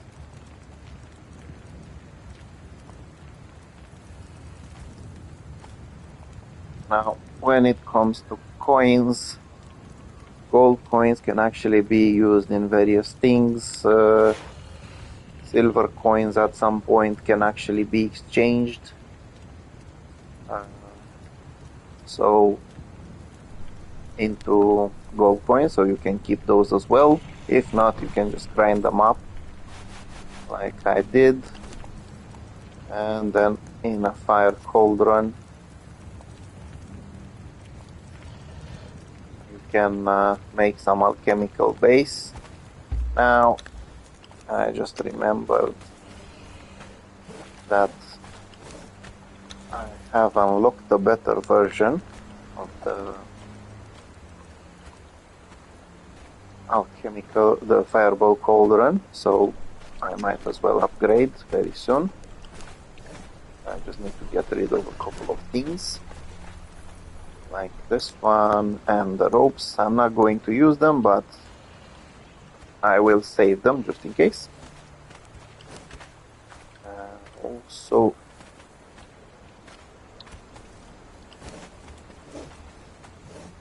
there's another thing that I need to do. Thank you for your donation, my friend. Now, as I said, the drops from supply materials from the boxes, as you can see, can be quite good. This is not an amount you can easily harvest from bears, and you can turn it into quite a lot of thick hide, which is valuable later on in the game. Now, going back to where the Pikachu is it. I think my construction hammer is over here. Yeah, so as I said, I do want to upgrade that fireball cauldron, and I need some more bricks and some iron.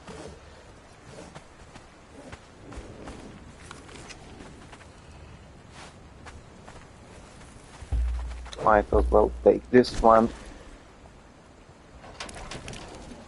And the reason why I wanted to upgrade is because now it's going to cost only 1 silver dust instead of 2, and it decreases the needed resources for dragon powder and other things as well.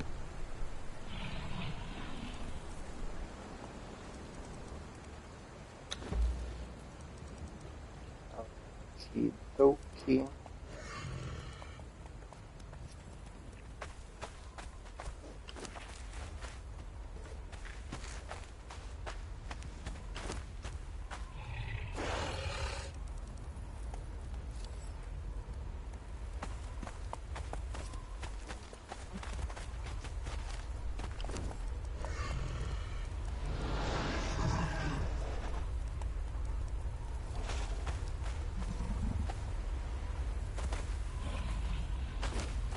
Don't really need those.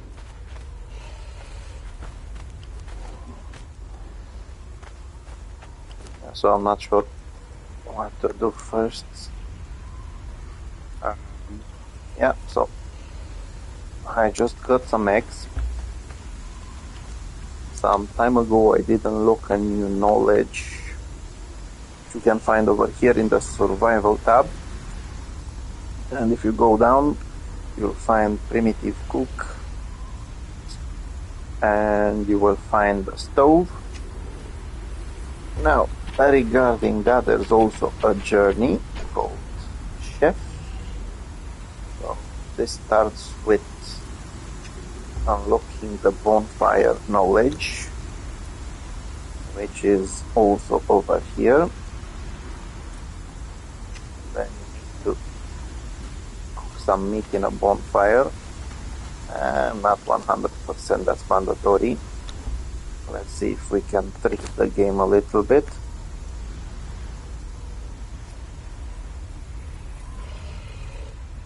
It might actually work with a campfire, and it didn't. So I just need to start looking after this. Okay, so lots of wood and some wine.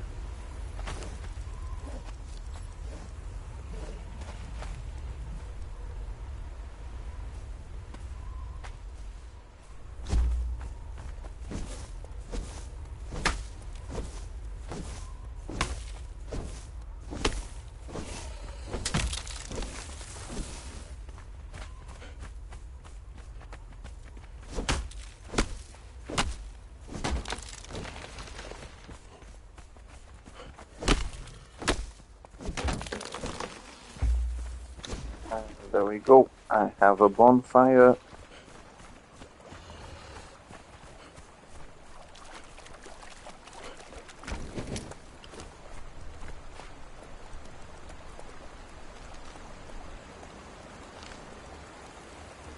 And I can cook this.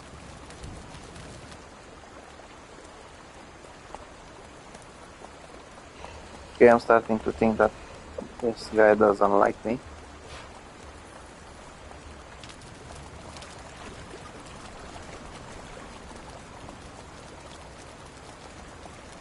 Ah, I actually need to take it from there.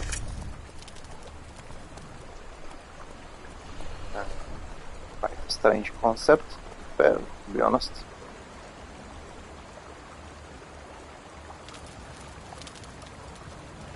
I don't really need that bonfire, so I'm gonna get my wood and twine back. Now the next step is to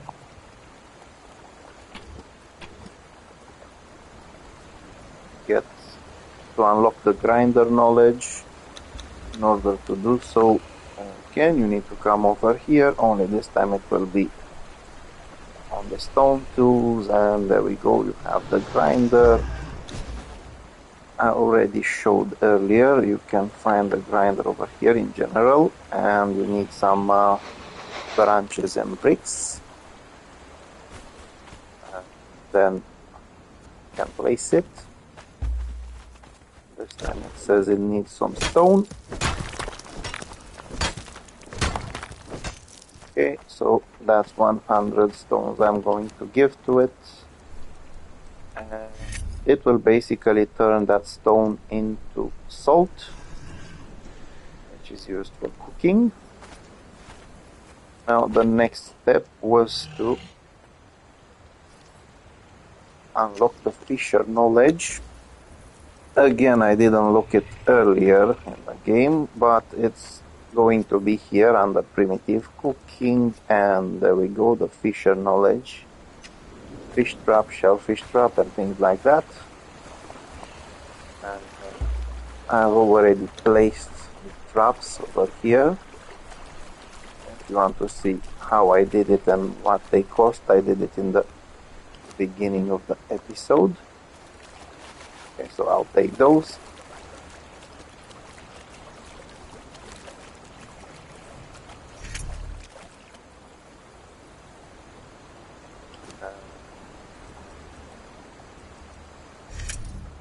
I actually already had them caught.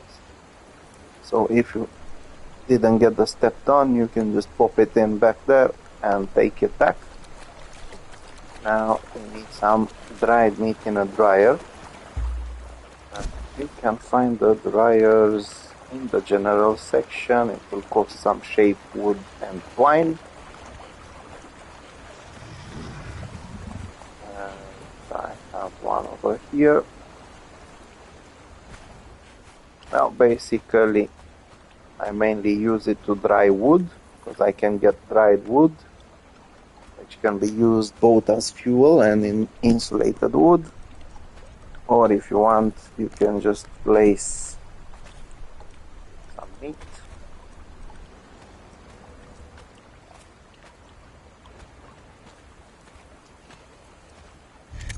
And you have some dried meat. Now, as you can see, even though it's the same as the grilled steak, this one is a lot more durable. 2 hours compared to, I think, half an hour to begin with.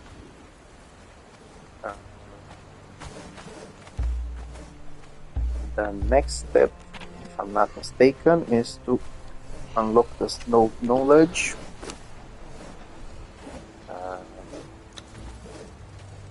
Again, you need to come over here, go down to primitive cooking and unlock the stove. Let's see, when it comes to the stove, you need 150 stones and some iron reinforcements. Fortunately, I already have some iron reinforcements. Just need some stones. Now, before that, I might as well drop these over here. Craft myself some more insulated wood because I'm going to need it later.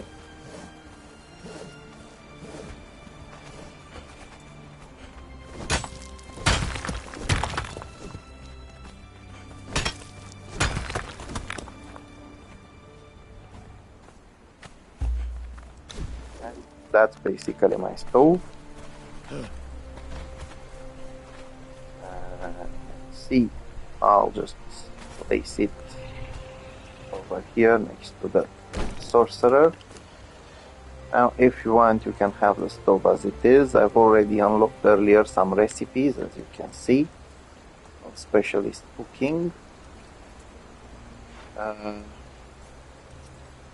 This one is quite useful because it will give your troll some extra damage. This one will give you some extra melee damage. And these are quite useful because used on the proper animal and used in the proper combination with an animal, it can give you better chances of obtaining the best variant. Basically, you can get an alpha or demonic version, which is a lot more powerful than the standard one, but you will need Shade Bloom for it, and I will have to come in another time. Now, I already had a cook from some previous time. It's a cook tier 3, that's why I knocked him down. And once you add him over here, he or she will add their own recipes.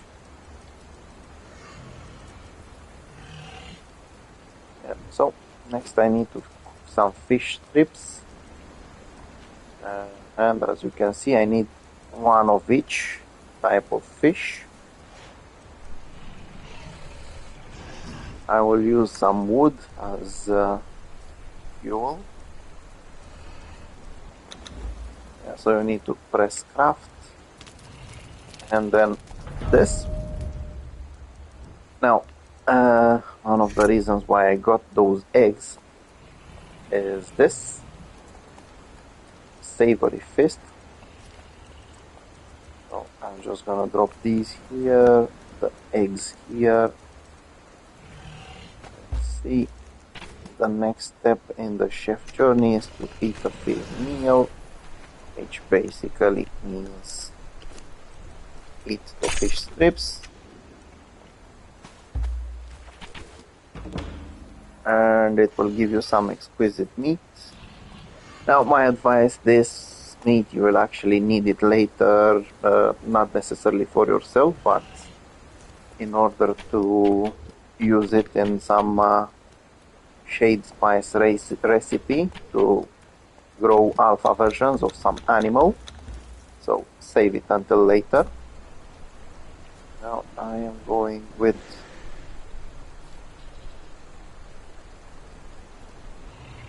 this one. As you can see, your active followers will have health restored when you deal damage in combat. So basically, if you're both fighting at the same time and you're damaging someone or something, your follower can get some HP. Now, one of the things you can do with the leftover fish is to drop them inside. Oh, okay. So apparently the oil you get for fish has improved the amount of oil. Before, the unappetizing fish, you actually needed like 5 of them for 1 oil. These you needed like 3 of them for 1 oil, and only the savory fish would give you 1. Now it's a lot better, but if you need oil, the best way to do it is this. Get yourself an named alchemist or a tier 3 alchemist, get some ichor, grab some bark. I just need to take a bit out of it, and then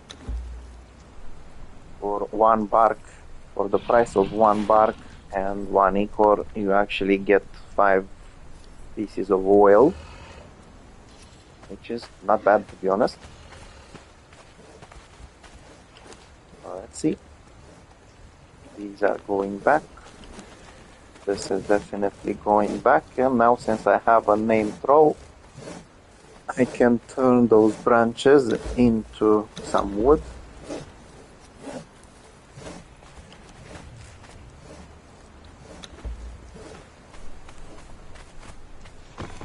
So pretty soon, because these are kind of expiring fast, I will need some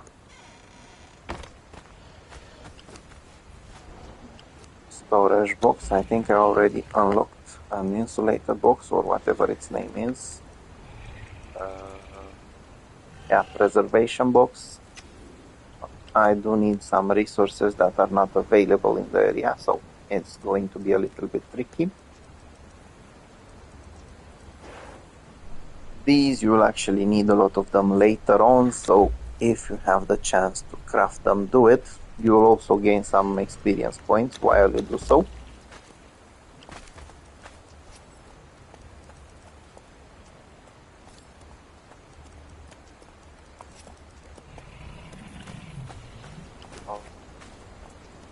Okay.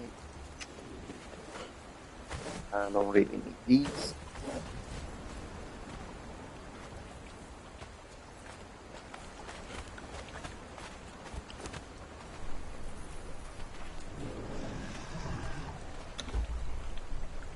Okay, so pretty soon I'm gonna have to discard these, and the best way to do it is go back to the event over here, hand them over. Now let's see.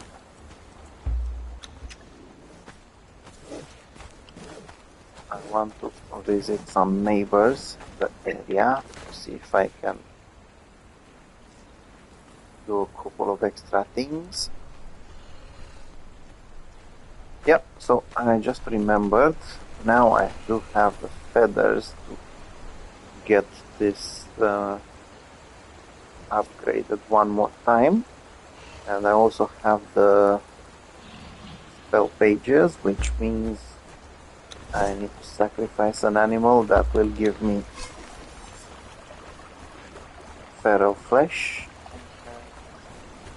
It is a sacrifice.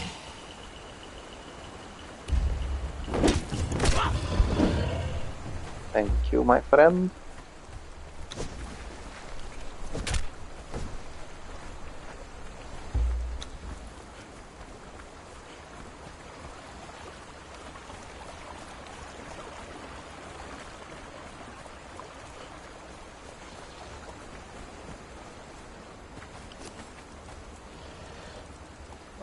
Okay, so again, you will need to press craft. It will be followed by an animation, a so-called incantation, and you've unlocked yourself a new spell, which is Block Hole. This will actually allow you to jump safely from any height. Let's say you want to go over there at the top of the top, although it will take a lot of time to climb up. If you want to jump and you have the arcane stuff as well as the necessary resources for the spell, sometimes it might require a burlap pouch, sometimes it might require a leather pouch or things like that, then you can just jump and use the spell and you will not die. In my case, I prefer to stay close to a ledge. When I go back, when I go up, like I'm doing now,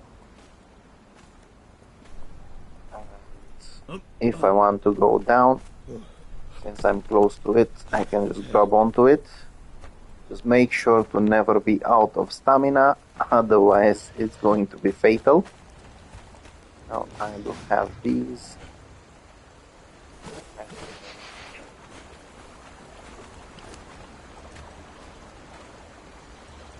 Might as well add them over here.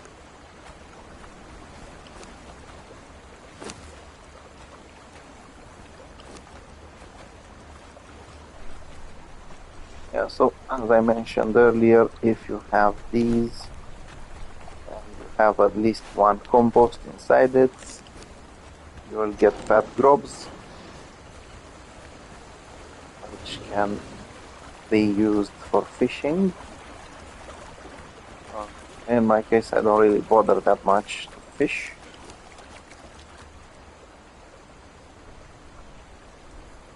Some time ago, it was my only way of getting oil. At the moment, I'm not bothered with it. Okay, so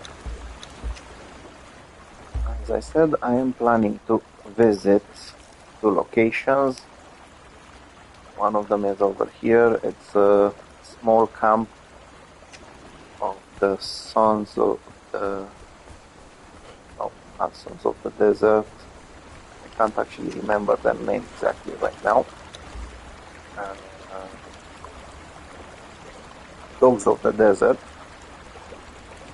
Basically one of the middle class strength factions.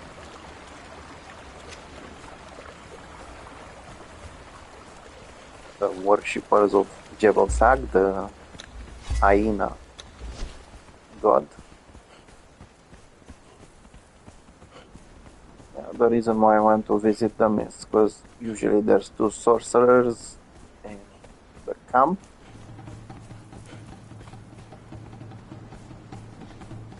I will have to fight my way.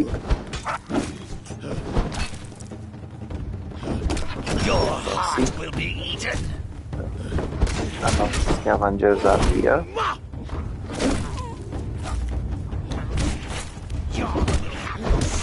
Yeah, so once again, I do like the mace a lot better than I like other weapons. As I said, you can see these guys are over here. They are a bit strongish, so you need to be careful. Especially since the sorcerers are using knives.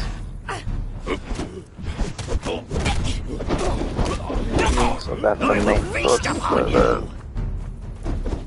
Yeah, might as well die. Yeah, so there we go. We can take the sorcerer's call. If you need some of this, you can take it.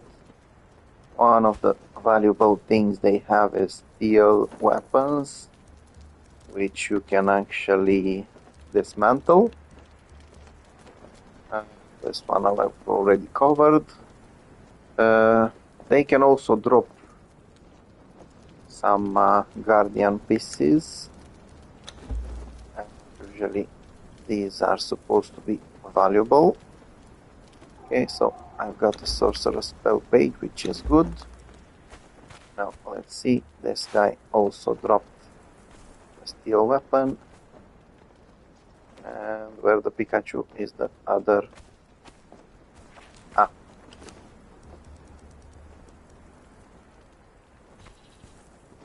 Okay, so I'm kind of missing one of them.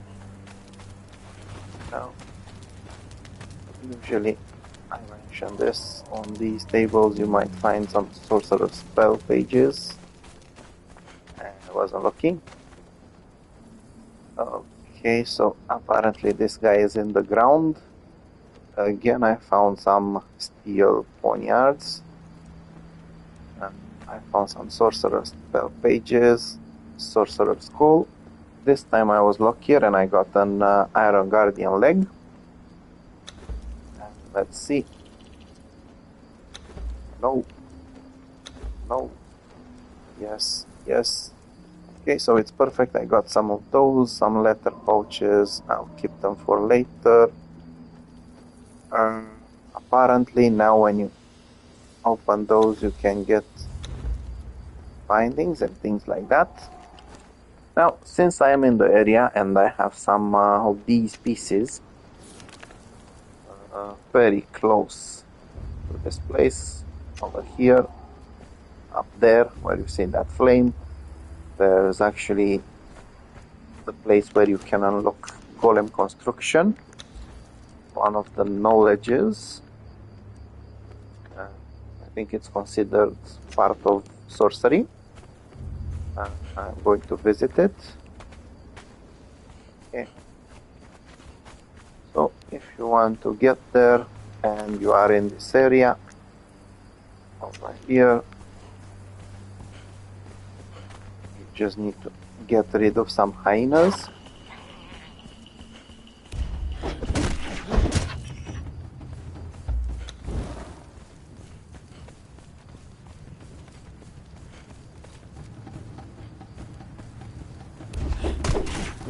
Okay, apparently I will drink your blood. some demonic hyena was here. Okay, that's nice. The thing about these guys is that sometimes they might drop demon blood, which will be useful later. Okay, so this is the way to get there. Just through here, next to the savannah.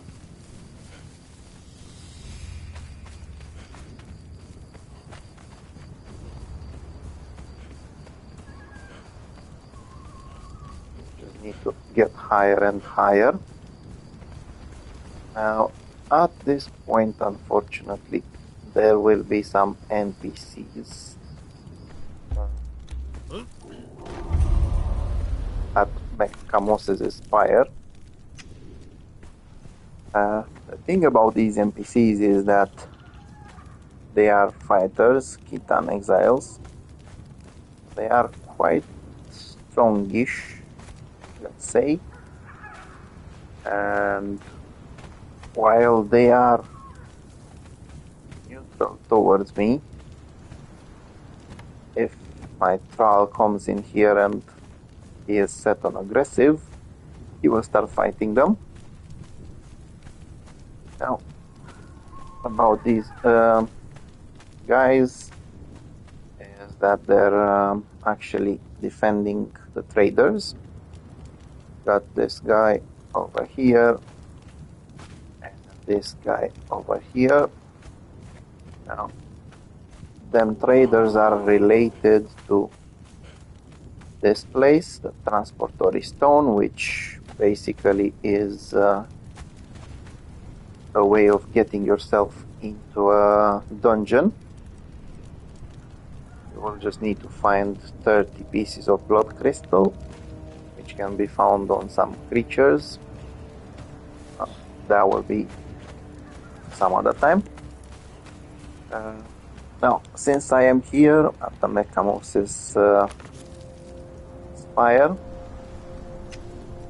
over here, interacting with this head of Mechamosis, Greetings, Exile. The you can loss of a talk to him, body you can learn is some a small emotes by matter for Set, one who or commands you the can actually obeisance learn the of many Acolyte of other Set, bodies. which is the Set religion. If you go here at the religions, you will see Acolyte of Set. Usually they will cost you, like it is here. If I wanted to learn this, the religion of Mitra, it would cost me 50 points. You definitely don't want to waste your points on that, because you can find, I think, almost all of these guys except... No, you can find all of these around the world.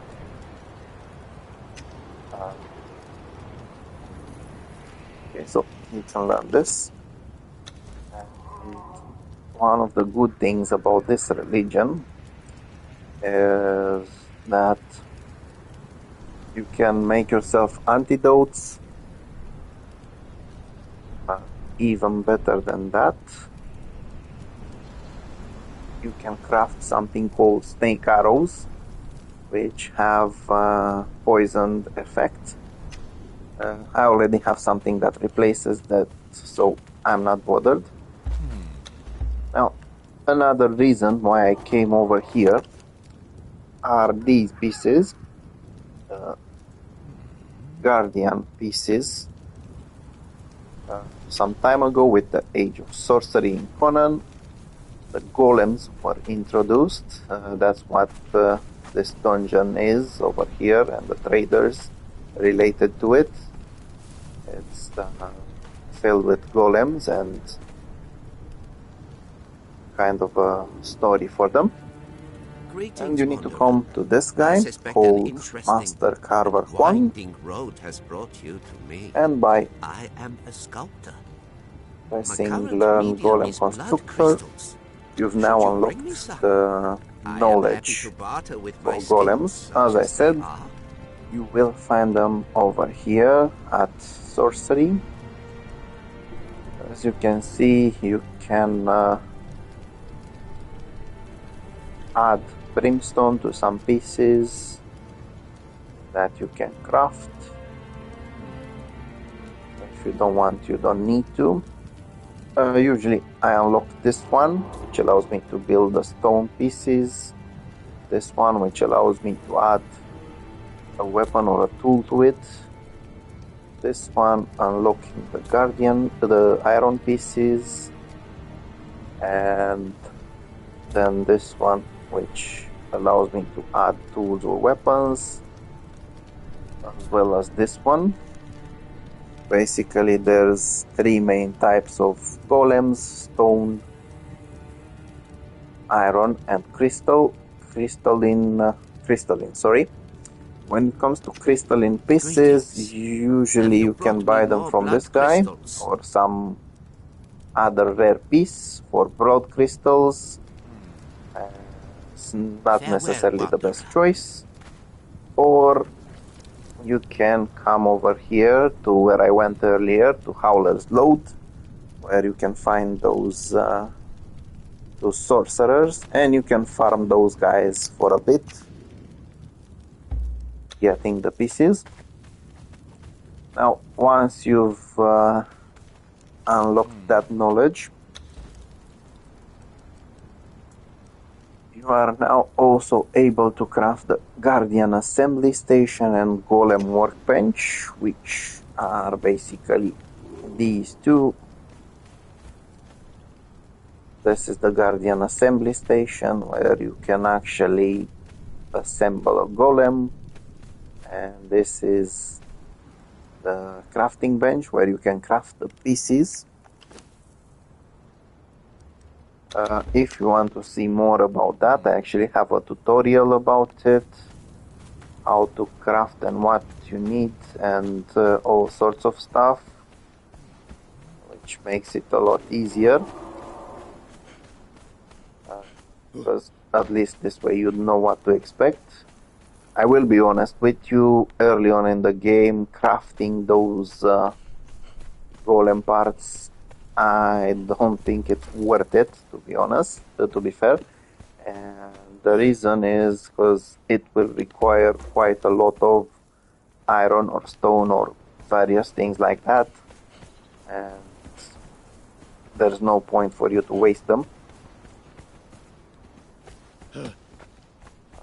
Okay, so I'm just gonna pop back to those two sorcerers again, and whoever was there. I just hope they respond. Usually once you leave the area, they will do it.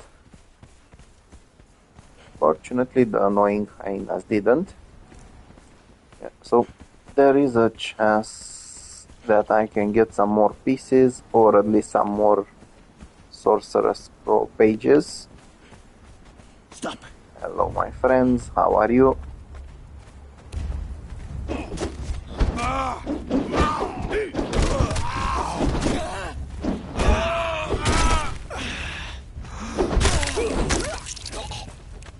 Okay. So this time I didn't get any golem. Oh, I did get some golem pieces. Stand corrected. Let's see.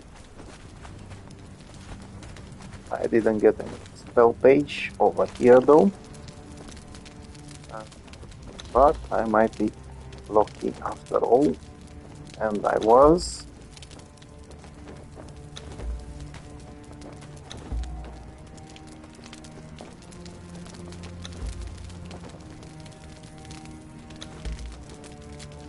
Okay, so I actually got quite a few of these. Basically, if you don't want to do what I did earlier, which is make a sorcerer your own, you will actually need to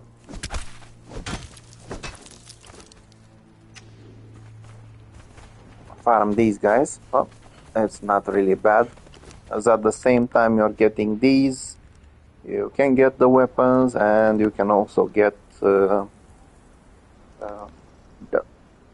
pieces for the golems, which can come in quite handy.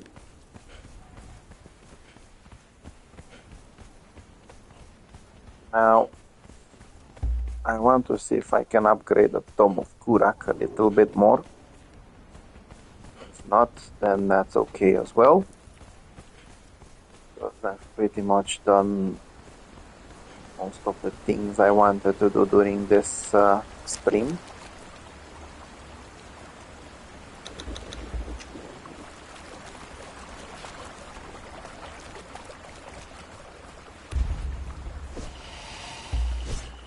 Okay, so attacking a crocodile with a pickaxe is never a good idea.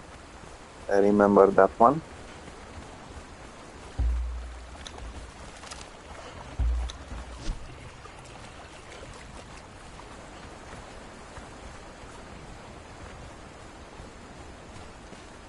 So I don't think this guy will be useless anymore. As you can see, I did find 10 sorceress pages. So if you click on craft, if you interact with craft, then he will start making one of these sorceress spell pages. Now I don't.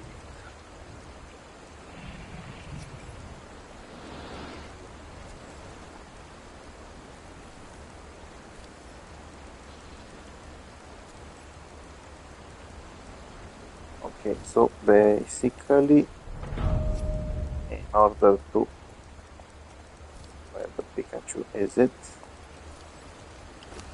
For some reason it's not allowing me. Oh, now it is. Yeah, so now I actually need some glowing goop and some savory flesh in order to take this even further, but I will also need some human blood, which is why I took these. Now, if you have some spare that you're not using, you can actually drop it, one of these.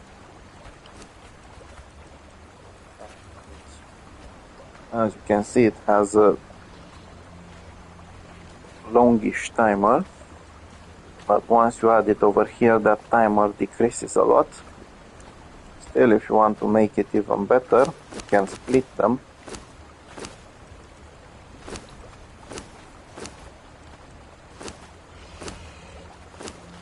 And they will all quickly become putrid meat, allowing you to get more compost. Speaking of, I can take some more, add it over here. I can make more aloe. Basically, for each aloe seed and 1 compost, you will get 5 aloe leaves. If you have purple lotus seeds like I had, potent compost, for each of them, 1 of this and 1 seed, you will get 5 pieces of purple lotus flower. They can be quite valuable sometimes if you are not in the area where they grow. Now let's quickly check a few things after I take care of these. Yeah, so as I said, grabbing these from opponents are quite good. You don't have to go through the entire process of farming them.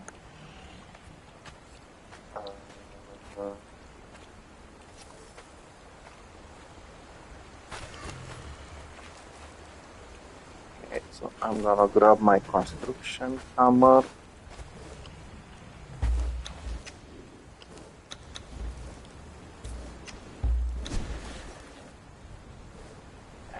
If you want to build golems, there you go, you have it under golems. You will need bricks, iron bars, wood, more bricks and more iron bars.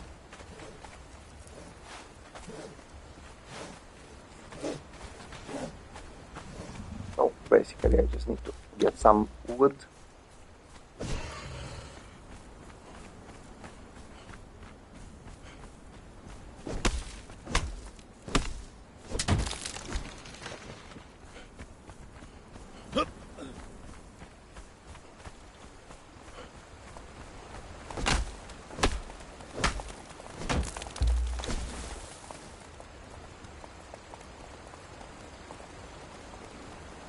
Apparently I need even more wood.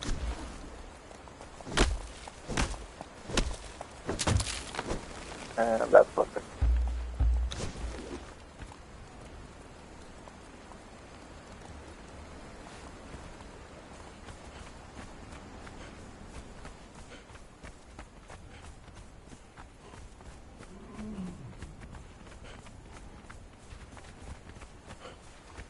So sadly I won't be able to get any golems in this live stream, because I will farm their pieces at some point from those sorcerers at Howler's Edge. Okay, so we've got the golem workbench. As you can see, this is where you can craft the pieces. If you want simple pieces, as I mentioned, the costs are quite annoying, at least early in the game. It's easier to farm them, or you can just go kill some camps at random and the sorcerers usually drop them. Next we have the Guardian Assembly Station.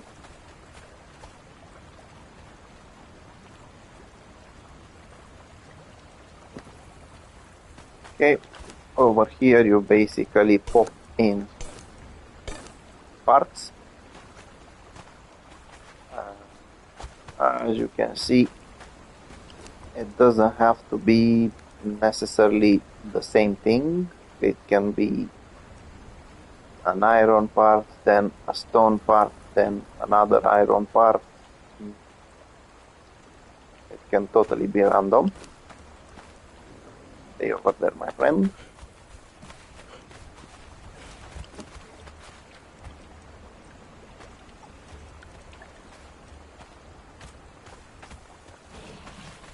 Yeah, and the main advantage of the golems that they can make decent guardians, but a second advantage is that depending on what weapons you give them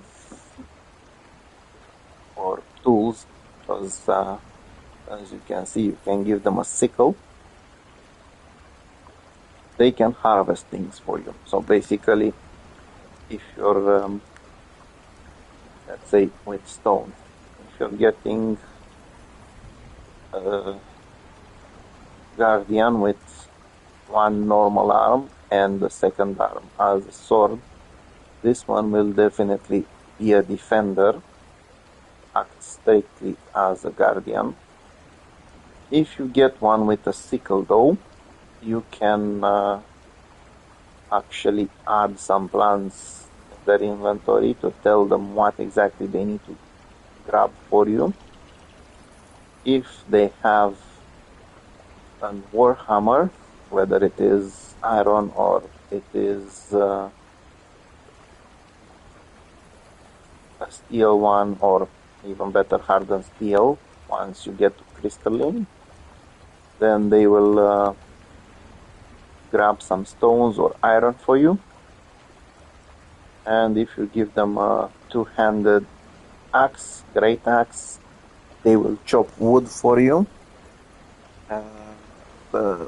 Let's call it disadvantage is that if you actually use your tools like a pickaxe, you will get a much higher amount from what they get, even if it's crystalline, even if it's iron, even if it's stone.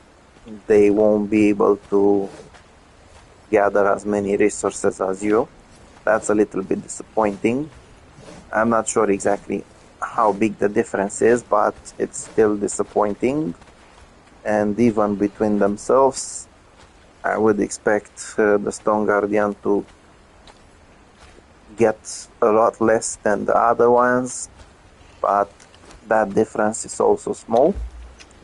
So yeah, it's but it's still useful if you have an area like this one where there's plenty of stones.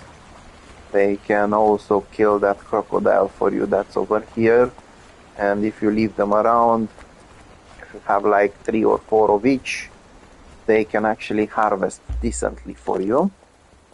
Now, speaking of harvest, there are also some berries in the area, and I just remember that earlier in this episode I got myself some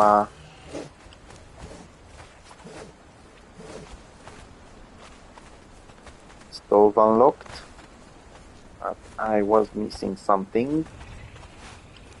What I was missing is the berries.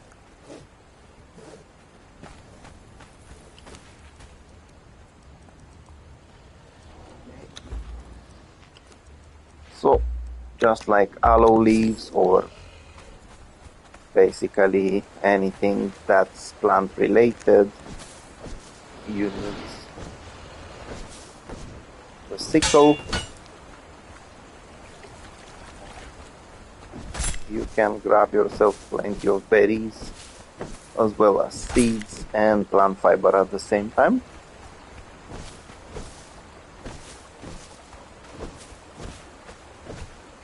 Okay, so now basically for the recipe I need where the Pikachu is it? Either if it's this one, but I'm not going to use now. mainly I'm focusing on this one a little bit. You need some dried berries. In order to get dried berries, just like anything else that needs to be dried, you just pop them in over here, the dryer, and you might actually want to take that wood away because I need the berries faster, and it will start drying them up.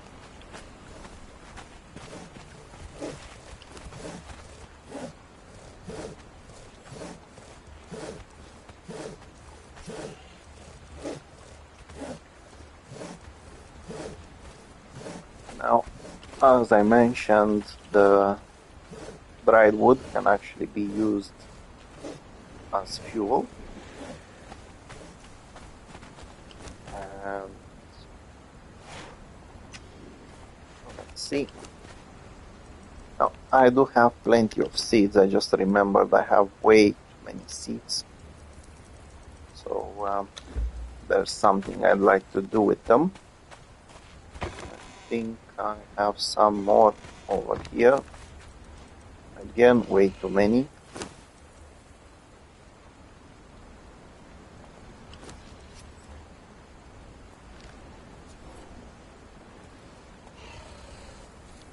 Okay, so you can actually get rid of them, well, actually use them like this. You can place them in a fluid press, and as you can see, it does take a huge quantity of them to get some oil,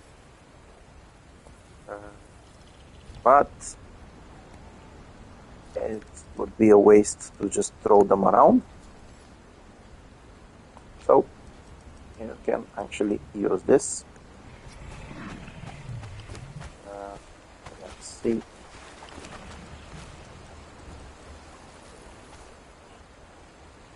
Okay, I'm not sure if I'm lucky enough. Oh, yeah, it was quite fast. Yeah, so as I mentioned earlier, you can actually get some of these. Again, when it comes to the stove, once it's done crafting, it will stop burning, so it does save fuel. At the same time, you will have to start it again.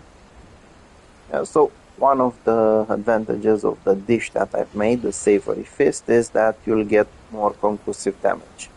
Basically, at the moment, since I'm using this, I'm already dealing pretty much a lot of concussive damage. But once I eat one of these, I will deal even more. So that's quite a good increase. Sorry about that. And of course, if you have, I think I do have some clothing over here. Yeah, if you have some clothing like this, it will add even more concussive damage, which means that you can easily knock down a troll, making it a lot easier to get yourself a new follower or a new crafter. Now, let's see.